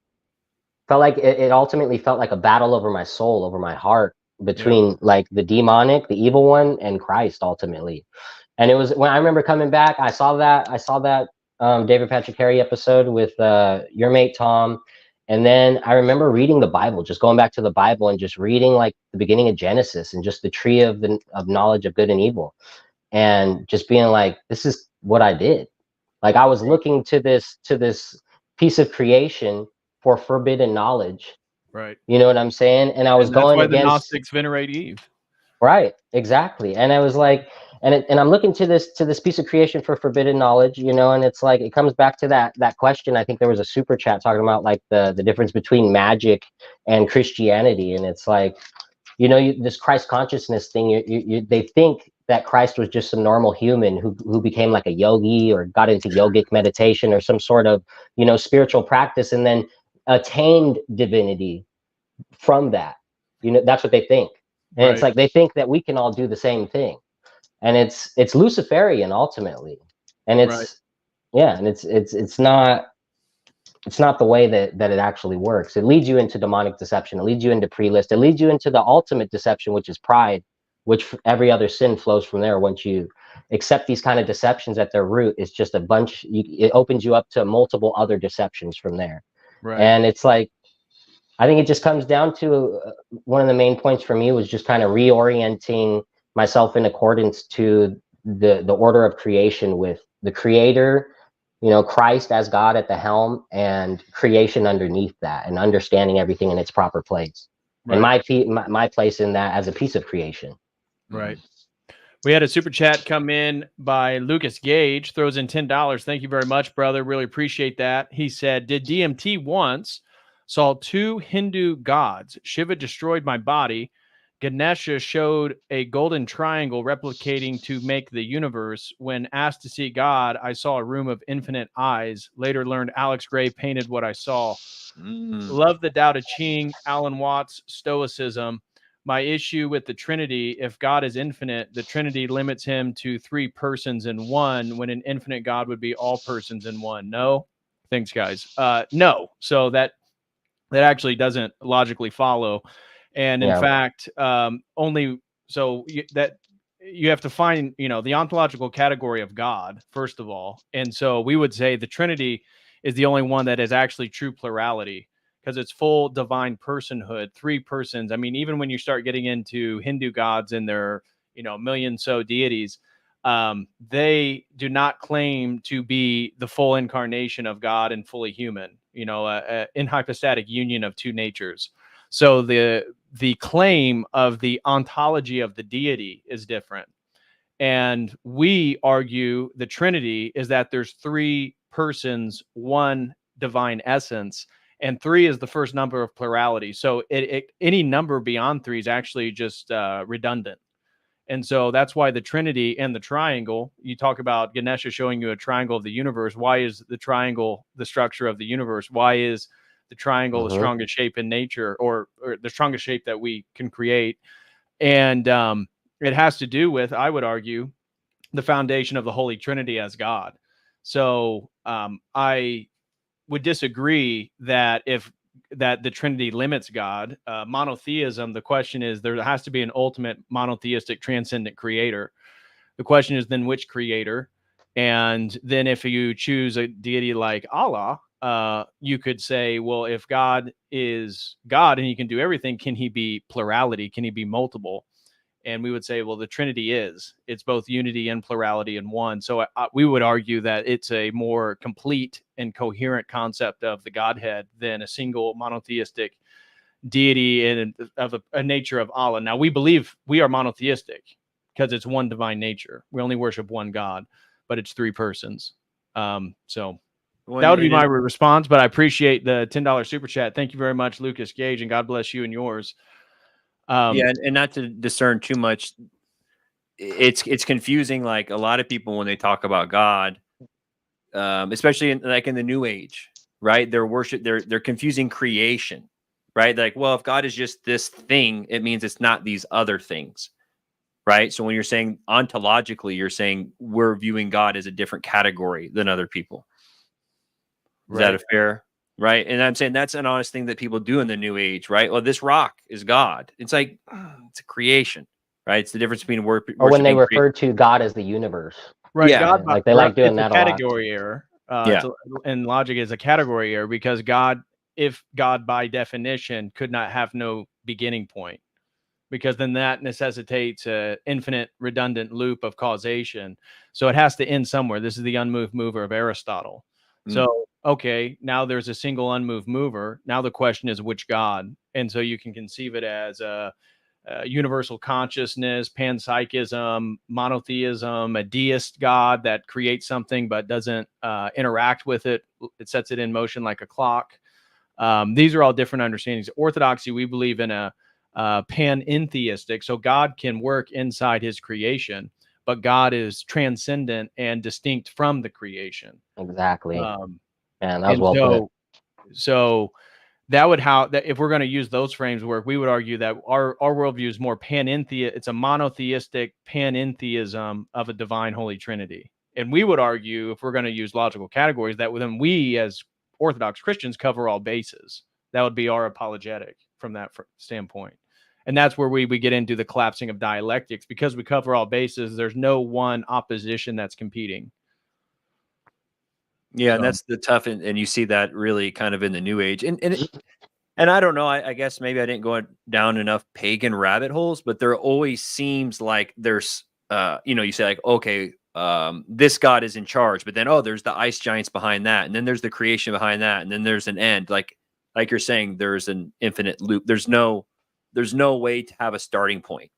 Right. In most pagans. And the out in contemporary New Age or even psychedelic spirituality, because when you look at the ancient Greeks, they didn't posit that the universe had a beginning or an end. So like somebody like Plato or even the Stoicism, they would have never posited that the universe had a beginning point. It was an eternal cyclical cycle. So contemporary science and astronomy and cosmology would argue for the Big Bang, which is a beginning point, which some have speculated that's why it arises out of the West because of the Christian, the Abrahamic understanding of Genesis. But I lost my train of thought. We were. I was talking about how pagans cyclical cycles. Yeah. So the timeline of history, the way that the New Age and psychedelic spirituality gets out of that predicament with a linear timeline of cosmology is just to posit the multiverse. So now there's infinite beginning points, but that's still, it just moves the question back a step, because who created the multiverse and how does the multiverse have a starting point? Yep. But that's what they'll do in their apologetics is they'll say, okay, so there's a Big Bang.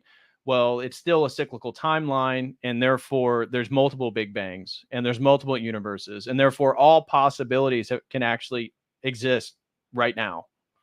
There's a universe and a possibility. That way they feel like they cover the probabilistic statistical anomaly of why is everything happening in this universe right now? Like, how did life emerge? It seems like, what are the chances? And it violates, this is the argument against macroevolution, is because if it was total random mutation, the randomness would necessitate a longer timeline. And I think this is partly why they've doubled the timeline to like, was 13.8. Now it's like 26.7 billion years old, because they need to make the universe old enough that statistically they can say, well, it's gone through all these dead ends. And that's why it just randomly, eventually spawned Homo sapiens.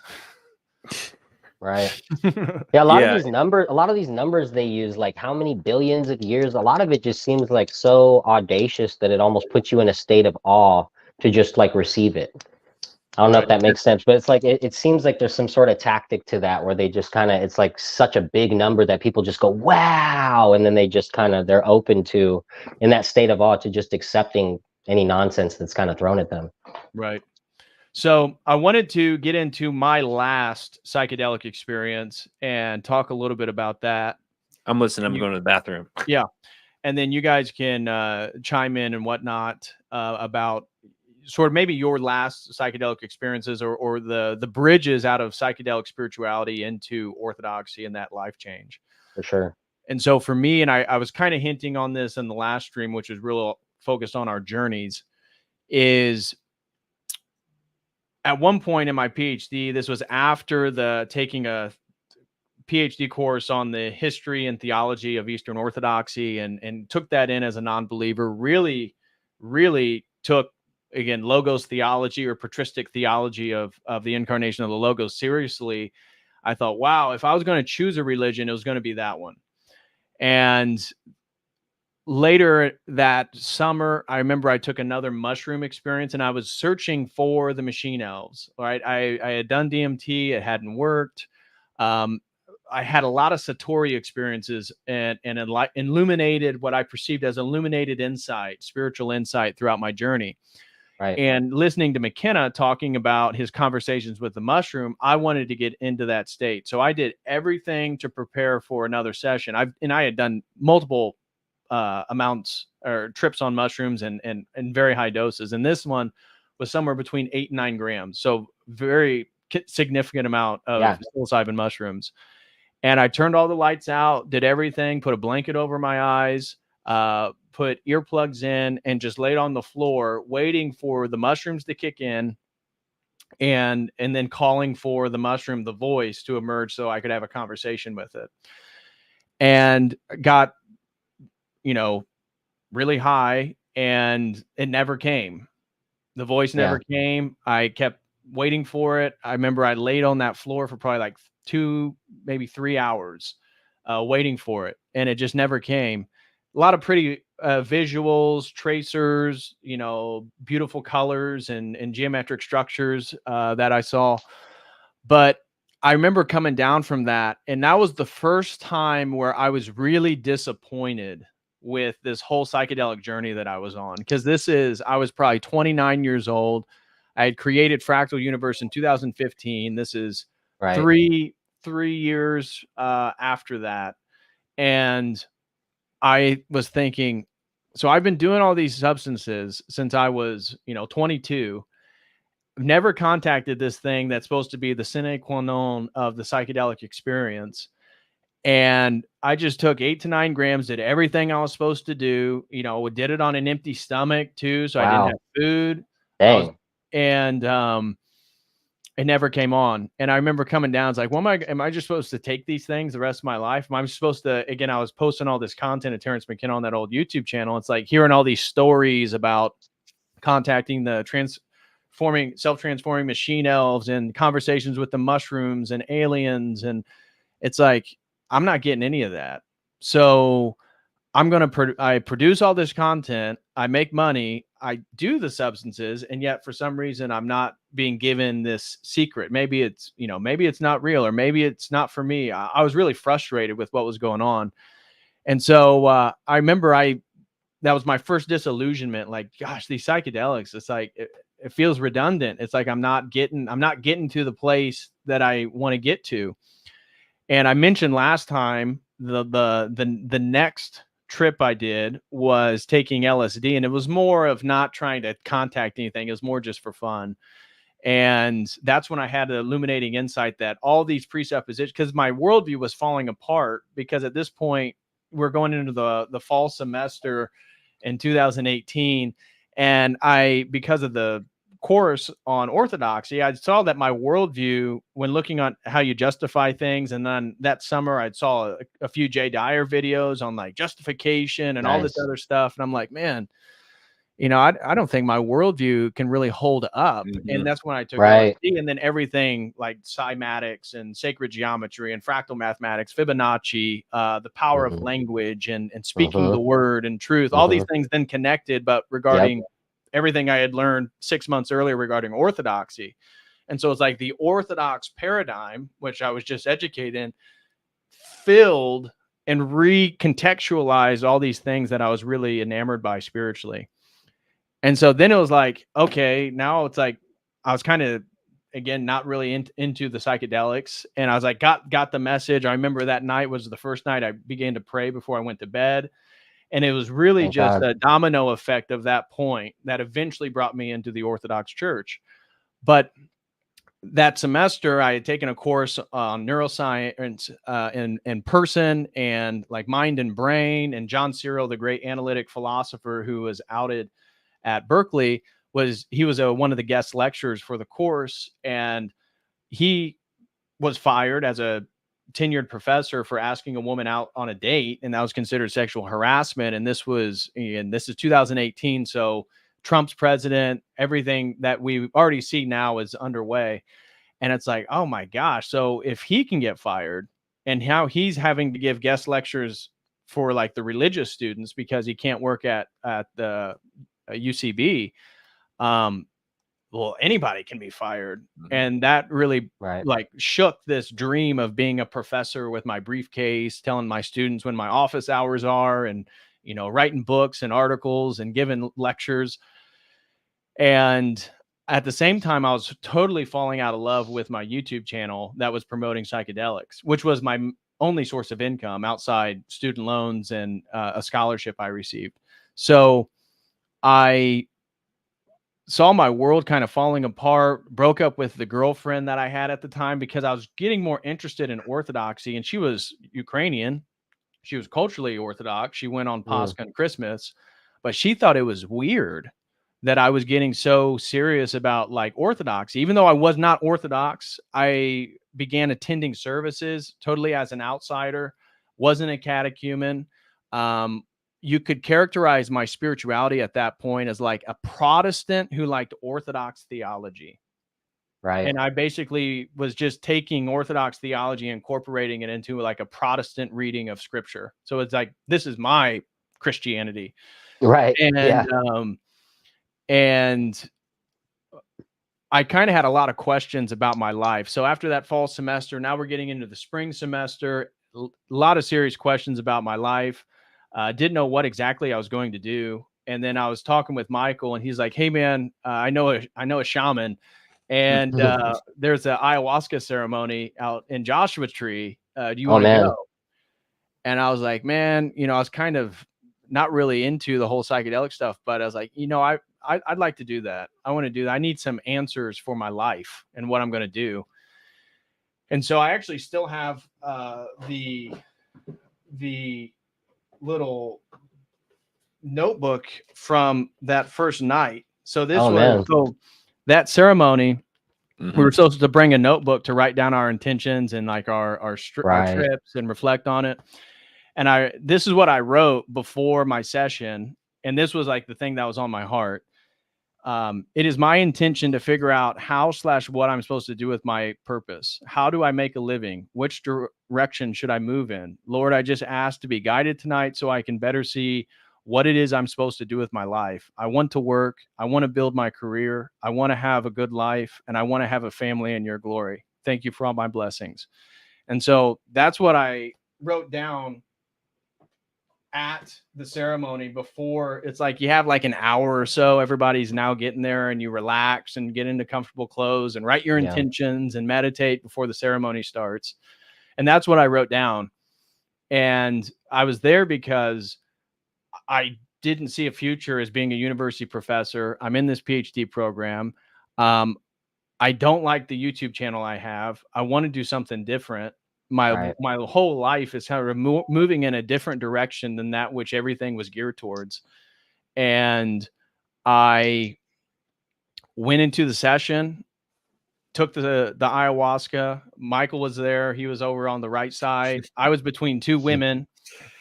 They take the ayahuasca. It's not hitting me fully yet. So I'm feeling it coming on. I look over, one woman on one side begins crawling on the ground like she's a leopard and making leopard noises. I don't know if Michael remembers that or not. Yeah, dude, there's so many. I don't mean to. That's like par for the course. Like someone's gonna make. You know what I mean? Like Which one was this? I don't remember. Yeah. Was so she's the one that walking around act like an elephant? And like making like cat noises, like she's like a leopard, and talking about a goddess figure she's seeing. And meanwhile, I just took it and I'm not feeling anything. The girl next to me starts bawling her eyes out. And it has to do with this trauma of like, I think she was molested as a child because her parents got divorced and her mother had a bunch of boyfriends. Oof. And she hated her mom because of, I think, the molestation of one of her boyfriends. Oh, and I'm like, oh my God, this is all on their first cup. No, man. So then the shaman's like, okay, an hour later, who's ready for a second cup? I'm like, me. Right. So I take another one, and I took a third one. I took 3 cups both nights I went. Because you seem to have a higher tolerance. I do. Generally speaking in life, I just, even when I was into the weed smoking every day, it's like I just always had a high tolerance for substances and inebriation. And so I took it, and what happened for me was eventually I'm laying there on the sleeping bag. The visuals start to come on, sacred geometrical structures, all this orthodox theology about logos. And it just like is a full realization in my heart that Jesus Christ was a historical person, that everything really happened. And it's the only, glory to God. And it's the only thing that makes sense in regards to a divine judgment of the human person, because God fully became a man, which is not the claim of any other religion to that extent. So that was the first realization. The second one was that my privilege, and it kind of ties in with what Michael was talking about, the prayers, that my privilege was not because I was a white heterosexual male, but because my parents and their parents and their parents were moral people. Yeah. And whether they had faulty Protestant worldviews and theology or whatnot, Mhm. what I felt was washing over me in my thankfulness. And at the time it brought me to tears, was the ways in which they tried to live as morally as possible was a ripple effect, Yeah. but not a ripple in the sense of motion, but a stability, a providence, a flourishing of soil that allowed me to be the person I was at that point and all the things that I was thankful for. And then the next one was, it was time for me to be a builder and not a consumer. Actually, I just posted Nice. a YouTube short titled that. Yeah. And that was my psychedelic realization, that Christ was a carpenter and Christ built things.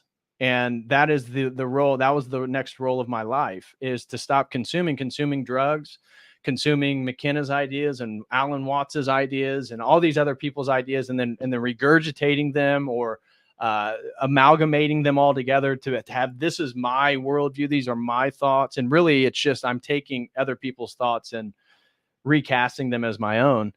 And that hit me. And I knew I had already created Church of the Eternal Logos, but I didn't make content for it. I think I had a couple videos, nothing like serious. It was just an outlet to talk about some of the Christian stuff that I knew all the psychedelic people would hate. But it wasn't like a serious thing. But what was put on my heart, that was when I was asking for, like, what am I going to do? How am I going to make money? How am I going to use my skills if I'm not going to be in the university? And what was put on my heart was, it was to create a new YouTube channel and really just give up the old one. And that's what I did. So when I came down, well, the drug stopped working. And so all of a sudden, after I got that realization, it's like the color stopped, the closed-eyed visual stopped, the euphoric bodily high stopped. I was just now present back. The woman singing songs, the shaman's there playing her instrument, and everybody else is still totally in outer space. And Michael as well was in outer space. I remember talking to you, and I don't remember what I said, but I remember not feeling great about what I was talking to you about, because you seemed so like non-inebriated, and I was talking to you, and I'm like, I can tell in your eyes I look completely crazy to you. You know what I mean? And that's what happened. And I took more. The second night, I never really got a big visual. It's like they never came on. The only thing I gathered from the second night was that decisions I was making were going to be all right. So this new path that I was going to go on, ending the previous relationship, even though it was so convenient. I was moving back from California back to Indiana where she was, but didn't plan on being with her. My mom was sick, so I was going to take my life savings, move home, and begin this new YouTube channel. And it just like was a sense like, it's all going to work out.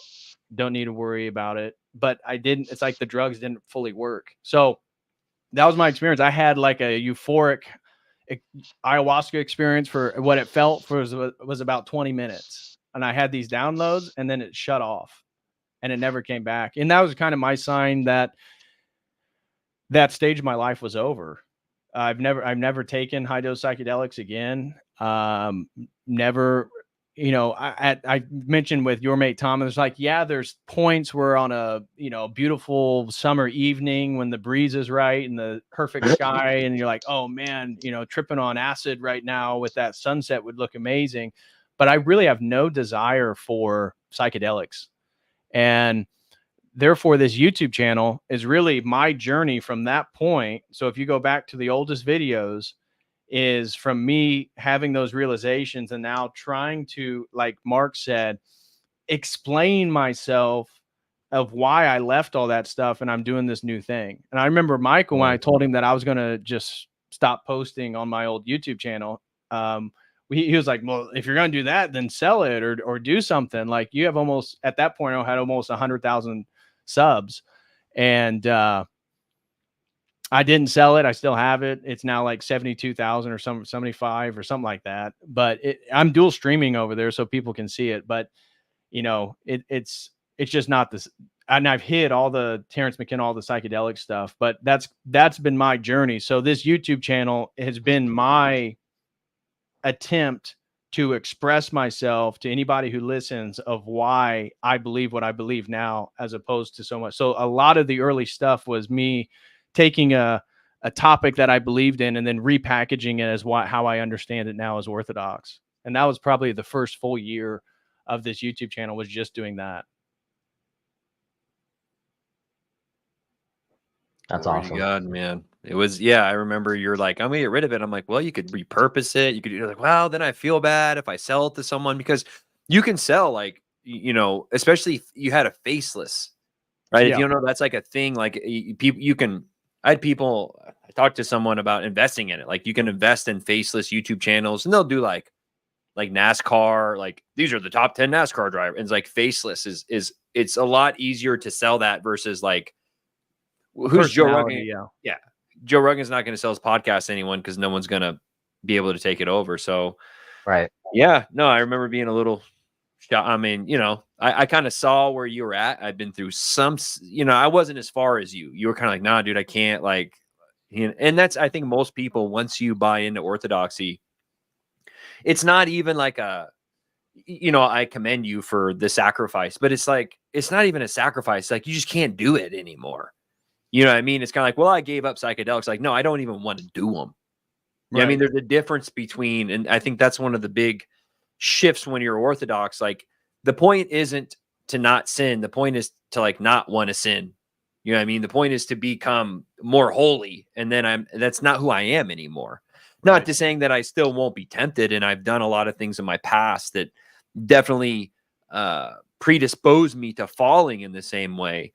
But my mindset from now, between 10 years ago, like, what sin is, being like a mark on my, like a check mark, versus like, no, I did that. I know, like, if I fall into that sin, I get super scared, because my psychedelic experiences has shown that to me. I'm like, I'm not in control. Like, that's the scariest thing. I think people, when you're coming Orthodox, you eventually are going to realize you're not in control. Like, you're really, really, really not. Like, I was just Book of Job. Like, doesn't matter how holy you are, and again, the whole works versus faith, like, we have the, with the combination, it's both and, but you can still realize it doesn't matter how holy you are. And then God uses all things for good. Right. So, like, I think back about me being on that floor. Oh no, like, I'm trapped in this form of nihilism forever, but God pulled me out. And if I get too far away from God, I am terrified to fall back. And I remember what it was like to be in that headspace, and Lord, please forever save me from that. But I'm also dumb and stupid, and I've still done things where I've still gotten too close. You know what I mean? I've still fallen in sin. Right. And then again, the difference between, like, okay, get up and repent. Like, don't do it again. That's the major shift, in my opinion. And especially with, if there's something that good comes from this talk, is showing you, like, I don't think any of us are overly crazy people, but I've seen, quote unquote, like your medical school friend. He had no idea. Right, here you go, bud. And, like, gone. Like, he could have been gone forever. I was afraid he was going to be. Yeah. I thought I ruined his brain. Yeah. But, and once he came down, just for those that remember the story I was mentioning earlier, he told me that he had, like, some schizophrenic episodes at other points in his life. So he was, which I didn't know, was kind of predisposed to, when he got inebriated. I mean, he went into another dimension. Right. And I remember in my I didn't touch on it, but in my that 15-gram trip situation, there was a point where I felt separation from God. I felt like I was just enveloped in this very, like, I felt the darkness at first, like, separating me from the stars or whatever. Like, there was no light that could get through. But then I remember later on, around the time before I jumped into the fire, there was this feeling of complete separation from God. And I was in this space totally devoid of light. And I would just never, looking back on that and moving forward and finding Orthodoxy, finding, like, Christ as the truth, as, like, with a capital T, like, really, and really taking that into my heart. I would never want to do anything that could give demons rights over me again. I would never want to do anything that could even take a chance. If there's even a small chance of giving demonic rights away, in any sort of way, I don't want to engage with that. I have no interest in engaging in anything like that anymore. But they're gonna. But it's crazy too, because whether it's greed or lust or anger, like the demons are good, man. Like, you know, I can sit here and say this all day, like, and it's so funny because I'm so terrified. And then I need, like, when we say, like, Judah, I will not, you know, I not betray thee with the kid. I feel it all the time, like I'm betraying Christ. Right. You know what I mean? And I'm like, dude, I'm like, God, you gotta help me, man, because I'm dumb and I'm stupid and I'm gonna betray. And the hardest part is that, like, not falling in remorse is the idea that, like, I know I'm going to sin again. I just got to make sure that I get back and repent. And it's just not a head thing. You know what I mean? Like, there's so many things in life, and we have this in medicine. When you have someone, like, let's just say they're dealing with weight loss, you just go to the gym, eat healthy, sleep. It's like, but for some reason, it doesn't really work that way. Right. I mean, number one, I'd say it's small steps, and there is where you get the idea. The first step is faith. Like, you have if you have faith in the doctor, and the doctor says you're going to die in 3 months, like, you need to work out, right? And ultimately, I think the demons have done right. They've done such a good job of getting us possessed with the worldly things, not being like, you could die tomorrow. Where's your soul at right now? It's they have smoke and mirrors. It's easier to, like, I don't know, put it off versus when it's like straight in your face. And for me, the psychedelic experience is definitely like threw it in my face. And it's like, dude, you have no idea what you're playing with. And Lord have mercy on me. And, you know, mother. And again, I think I kind of told you about the saints. Definitely when I kind of came back, and we'll do later episodes about Protestantism and Catholicism. Because one thing I'd really like to dive into is, like, the kind of the pagan differences between venerating the saints and the general idea, you know, most holy Theotokos, save us. And they're real. They exist. They intercede for us. Like, I don't have a doubt at all. The demons are real. You know, it's like you'll say, okay, the demons are real. There's Baphomet, there's Baal, there's they're there, right? Most people be like, I've been possessed by them. It's like, well, you think there's nothing on the good side?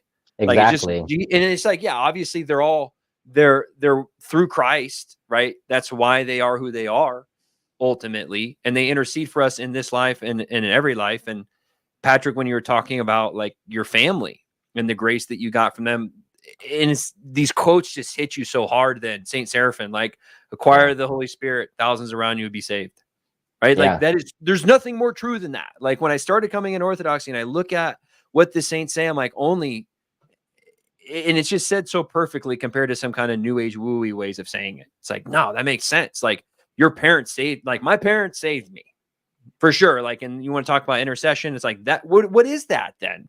Like, was my mom prayers? They didn't save me. The Theotokos prayers didn't save that. What is that? You know, what am I doing here? I'm trying to be a vessel to spread the gospel to people. Is that not intercession? Right. So we can probably say that for another time. I know we're running. We got a couple of super chats. Just want to address those real quick. Major thank you to Todd Fox for becoming a COTEL crew member. God bless you, brother. Thanks for the support. Mad Social Scientist throws in $5. Thank you for that. He said, psychedelics ended my atheism. True. Glory to God. A heart attack / near-death experience took me back to Christ. I saw more than a physical brain can hold. The toll houses are real. I feel you on that. Yeah. So thank you so much, Mad Scientist. Really appreciate that. Glory to God that you're back with Christ. And then we had one over on the Dono chat. Anon throws in $4 and says, off topic, I would love to see you go on Glenn Lawrence's open panel stream today about churches failing to address feminism and the rise of red pill ideas.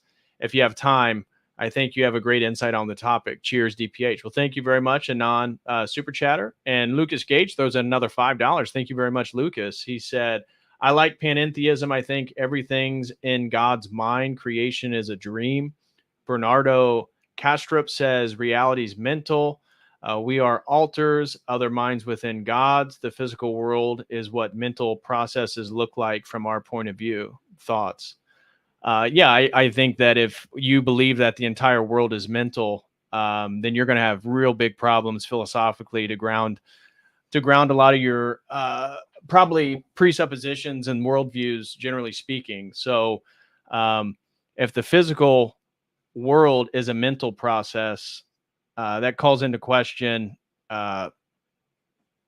your anthropology what is it that allows you to persist through space and time? Do you have a soul? Is it just a consciousness? Is it divine consciousness?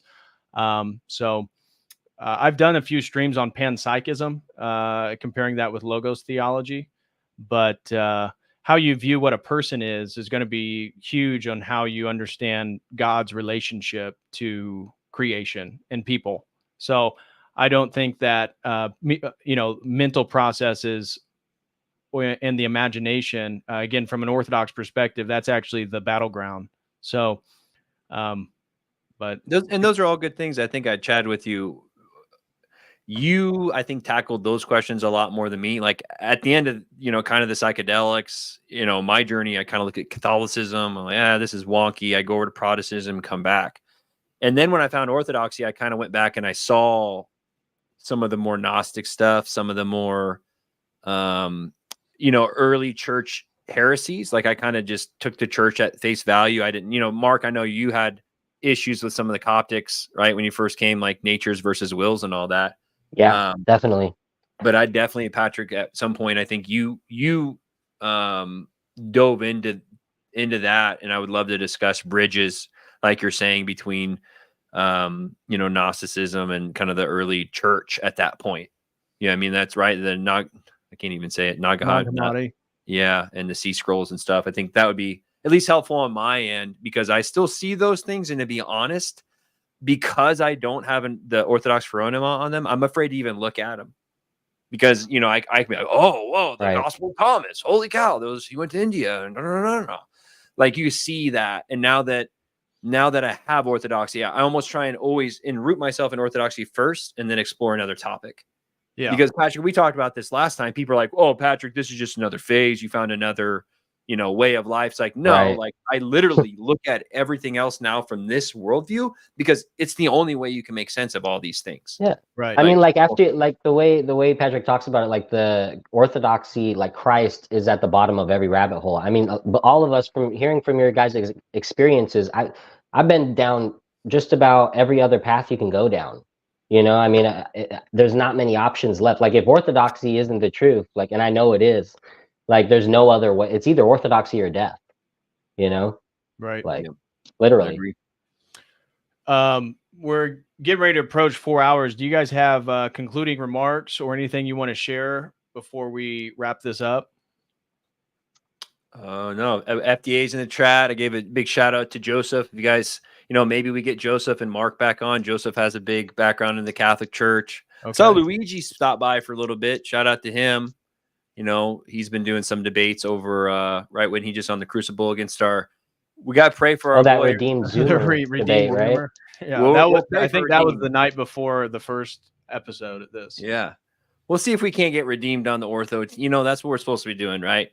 Right. And we hope that those are fruitful. So I don't know. Maybe we'll get, do another stream here too. I don't know if you want to do next week. I still would like to talk about, like I said, kind of Gnosticism and going into the mushroom stuff from a literature logical point of view for people who are caught up in those worldviews, and especially like maybe we get into mud flood and the people that the Tartarian stuff, huh? Well, and there's just so there's so many people now that are stuck in, they can't trust any history. Okay, so now what? And then you go back and then you want to rewrite, well, they had this wrong, or well, this apostle was wrong, well, this book was written wrong, and talking about maybe the Bible and some of the translation issues and ancient texts in coordination to how we view it today. Sure. But yeah, Patrick's kind of running the show. I'm just throwing out ideas and trying not to be too dumb. So. Right. Mark, we appreciate you joining. Anything you want to share with the people? Concluding comments, feel free to shout out any of your stuff you want to share with everyone. Yeah, no, I think I pretty much got out all the main ideas, just basically honing in on the proper order of creation and just that conflation that tends to happen that I see so prevalent in the New Age, and just kind of realizing that once I put it in its proper order, like everything just kind of fell into place in terms of coming into Orthodoxy too, and just finding the demons. I had to find the demons, and I found that they were real. They were definitely real. And you know what I mean? And so what's on the other side of that? You know what I mean? Like, are we just going to believe in demons and then there's nothing on the other side of that? There's no angels. There's no, you know what I'm saying? So it just doesn't. To me, I found the demons and immediately I knew the other side was more justified than I ever knew. I kind of knew in the past. I had already had some experiences, but I think sometimes in our life we need reminders. And if I'm going to give any shout out, I just did a pretty cool little podcast, Light a Table podcast, episode 7 with my buddy Mano Elia.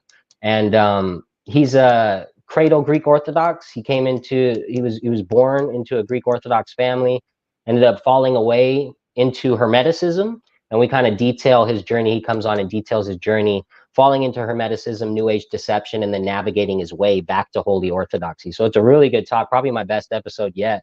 One of the best ones for sure. Excellent. And what, the Science of Stuff? Yeah, he hosts the Science of Stuff podcast. The Study of Stuff. The Study of Stuff podcast is yeah, that's the one he hosts. Awesome podcast too. And he had on I think he's had on a bunch of people. He had on Father Turbo, he had on Father John Valadez. So a lot of good episodes over there as well. So definitely check him out on the Study of Stuff. I've got to chat with him a little bit through Mark. I met him on my podcast with him, and I think DPH, we'll have to hook you up with him too, because I know he wanted to chat.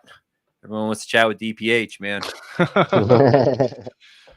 Oh, I appreciate it. So that looks like it does everything on my end. I don't see any more super chats or anything like that. So, gentlemen, thank you so much. Mark, really appreciate it. Hopefully you can join us again on one of the future episodes. Yeah, I'd love to. Definitely, man. Thank you guys so much for having me. I'm super grateful to come on and speak.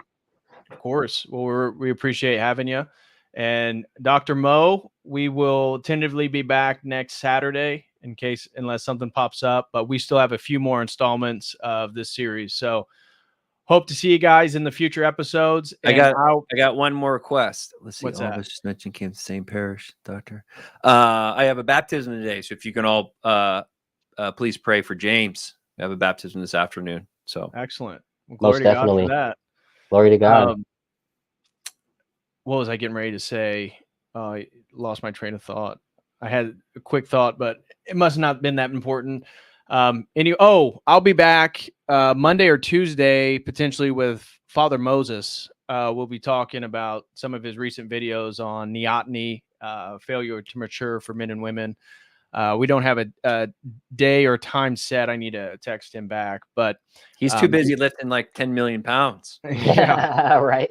But I will see you guys next week for that. And we should have a sponsored stream ready to go next week as well. So I will see you all then, as always. Until next time, God bless.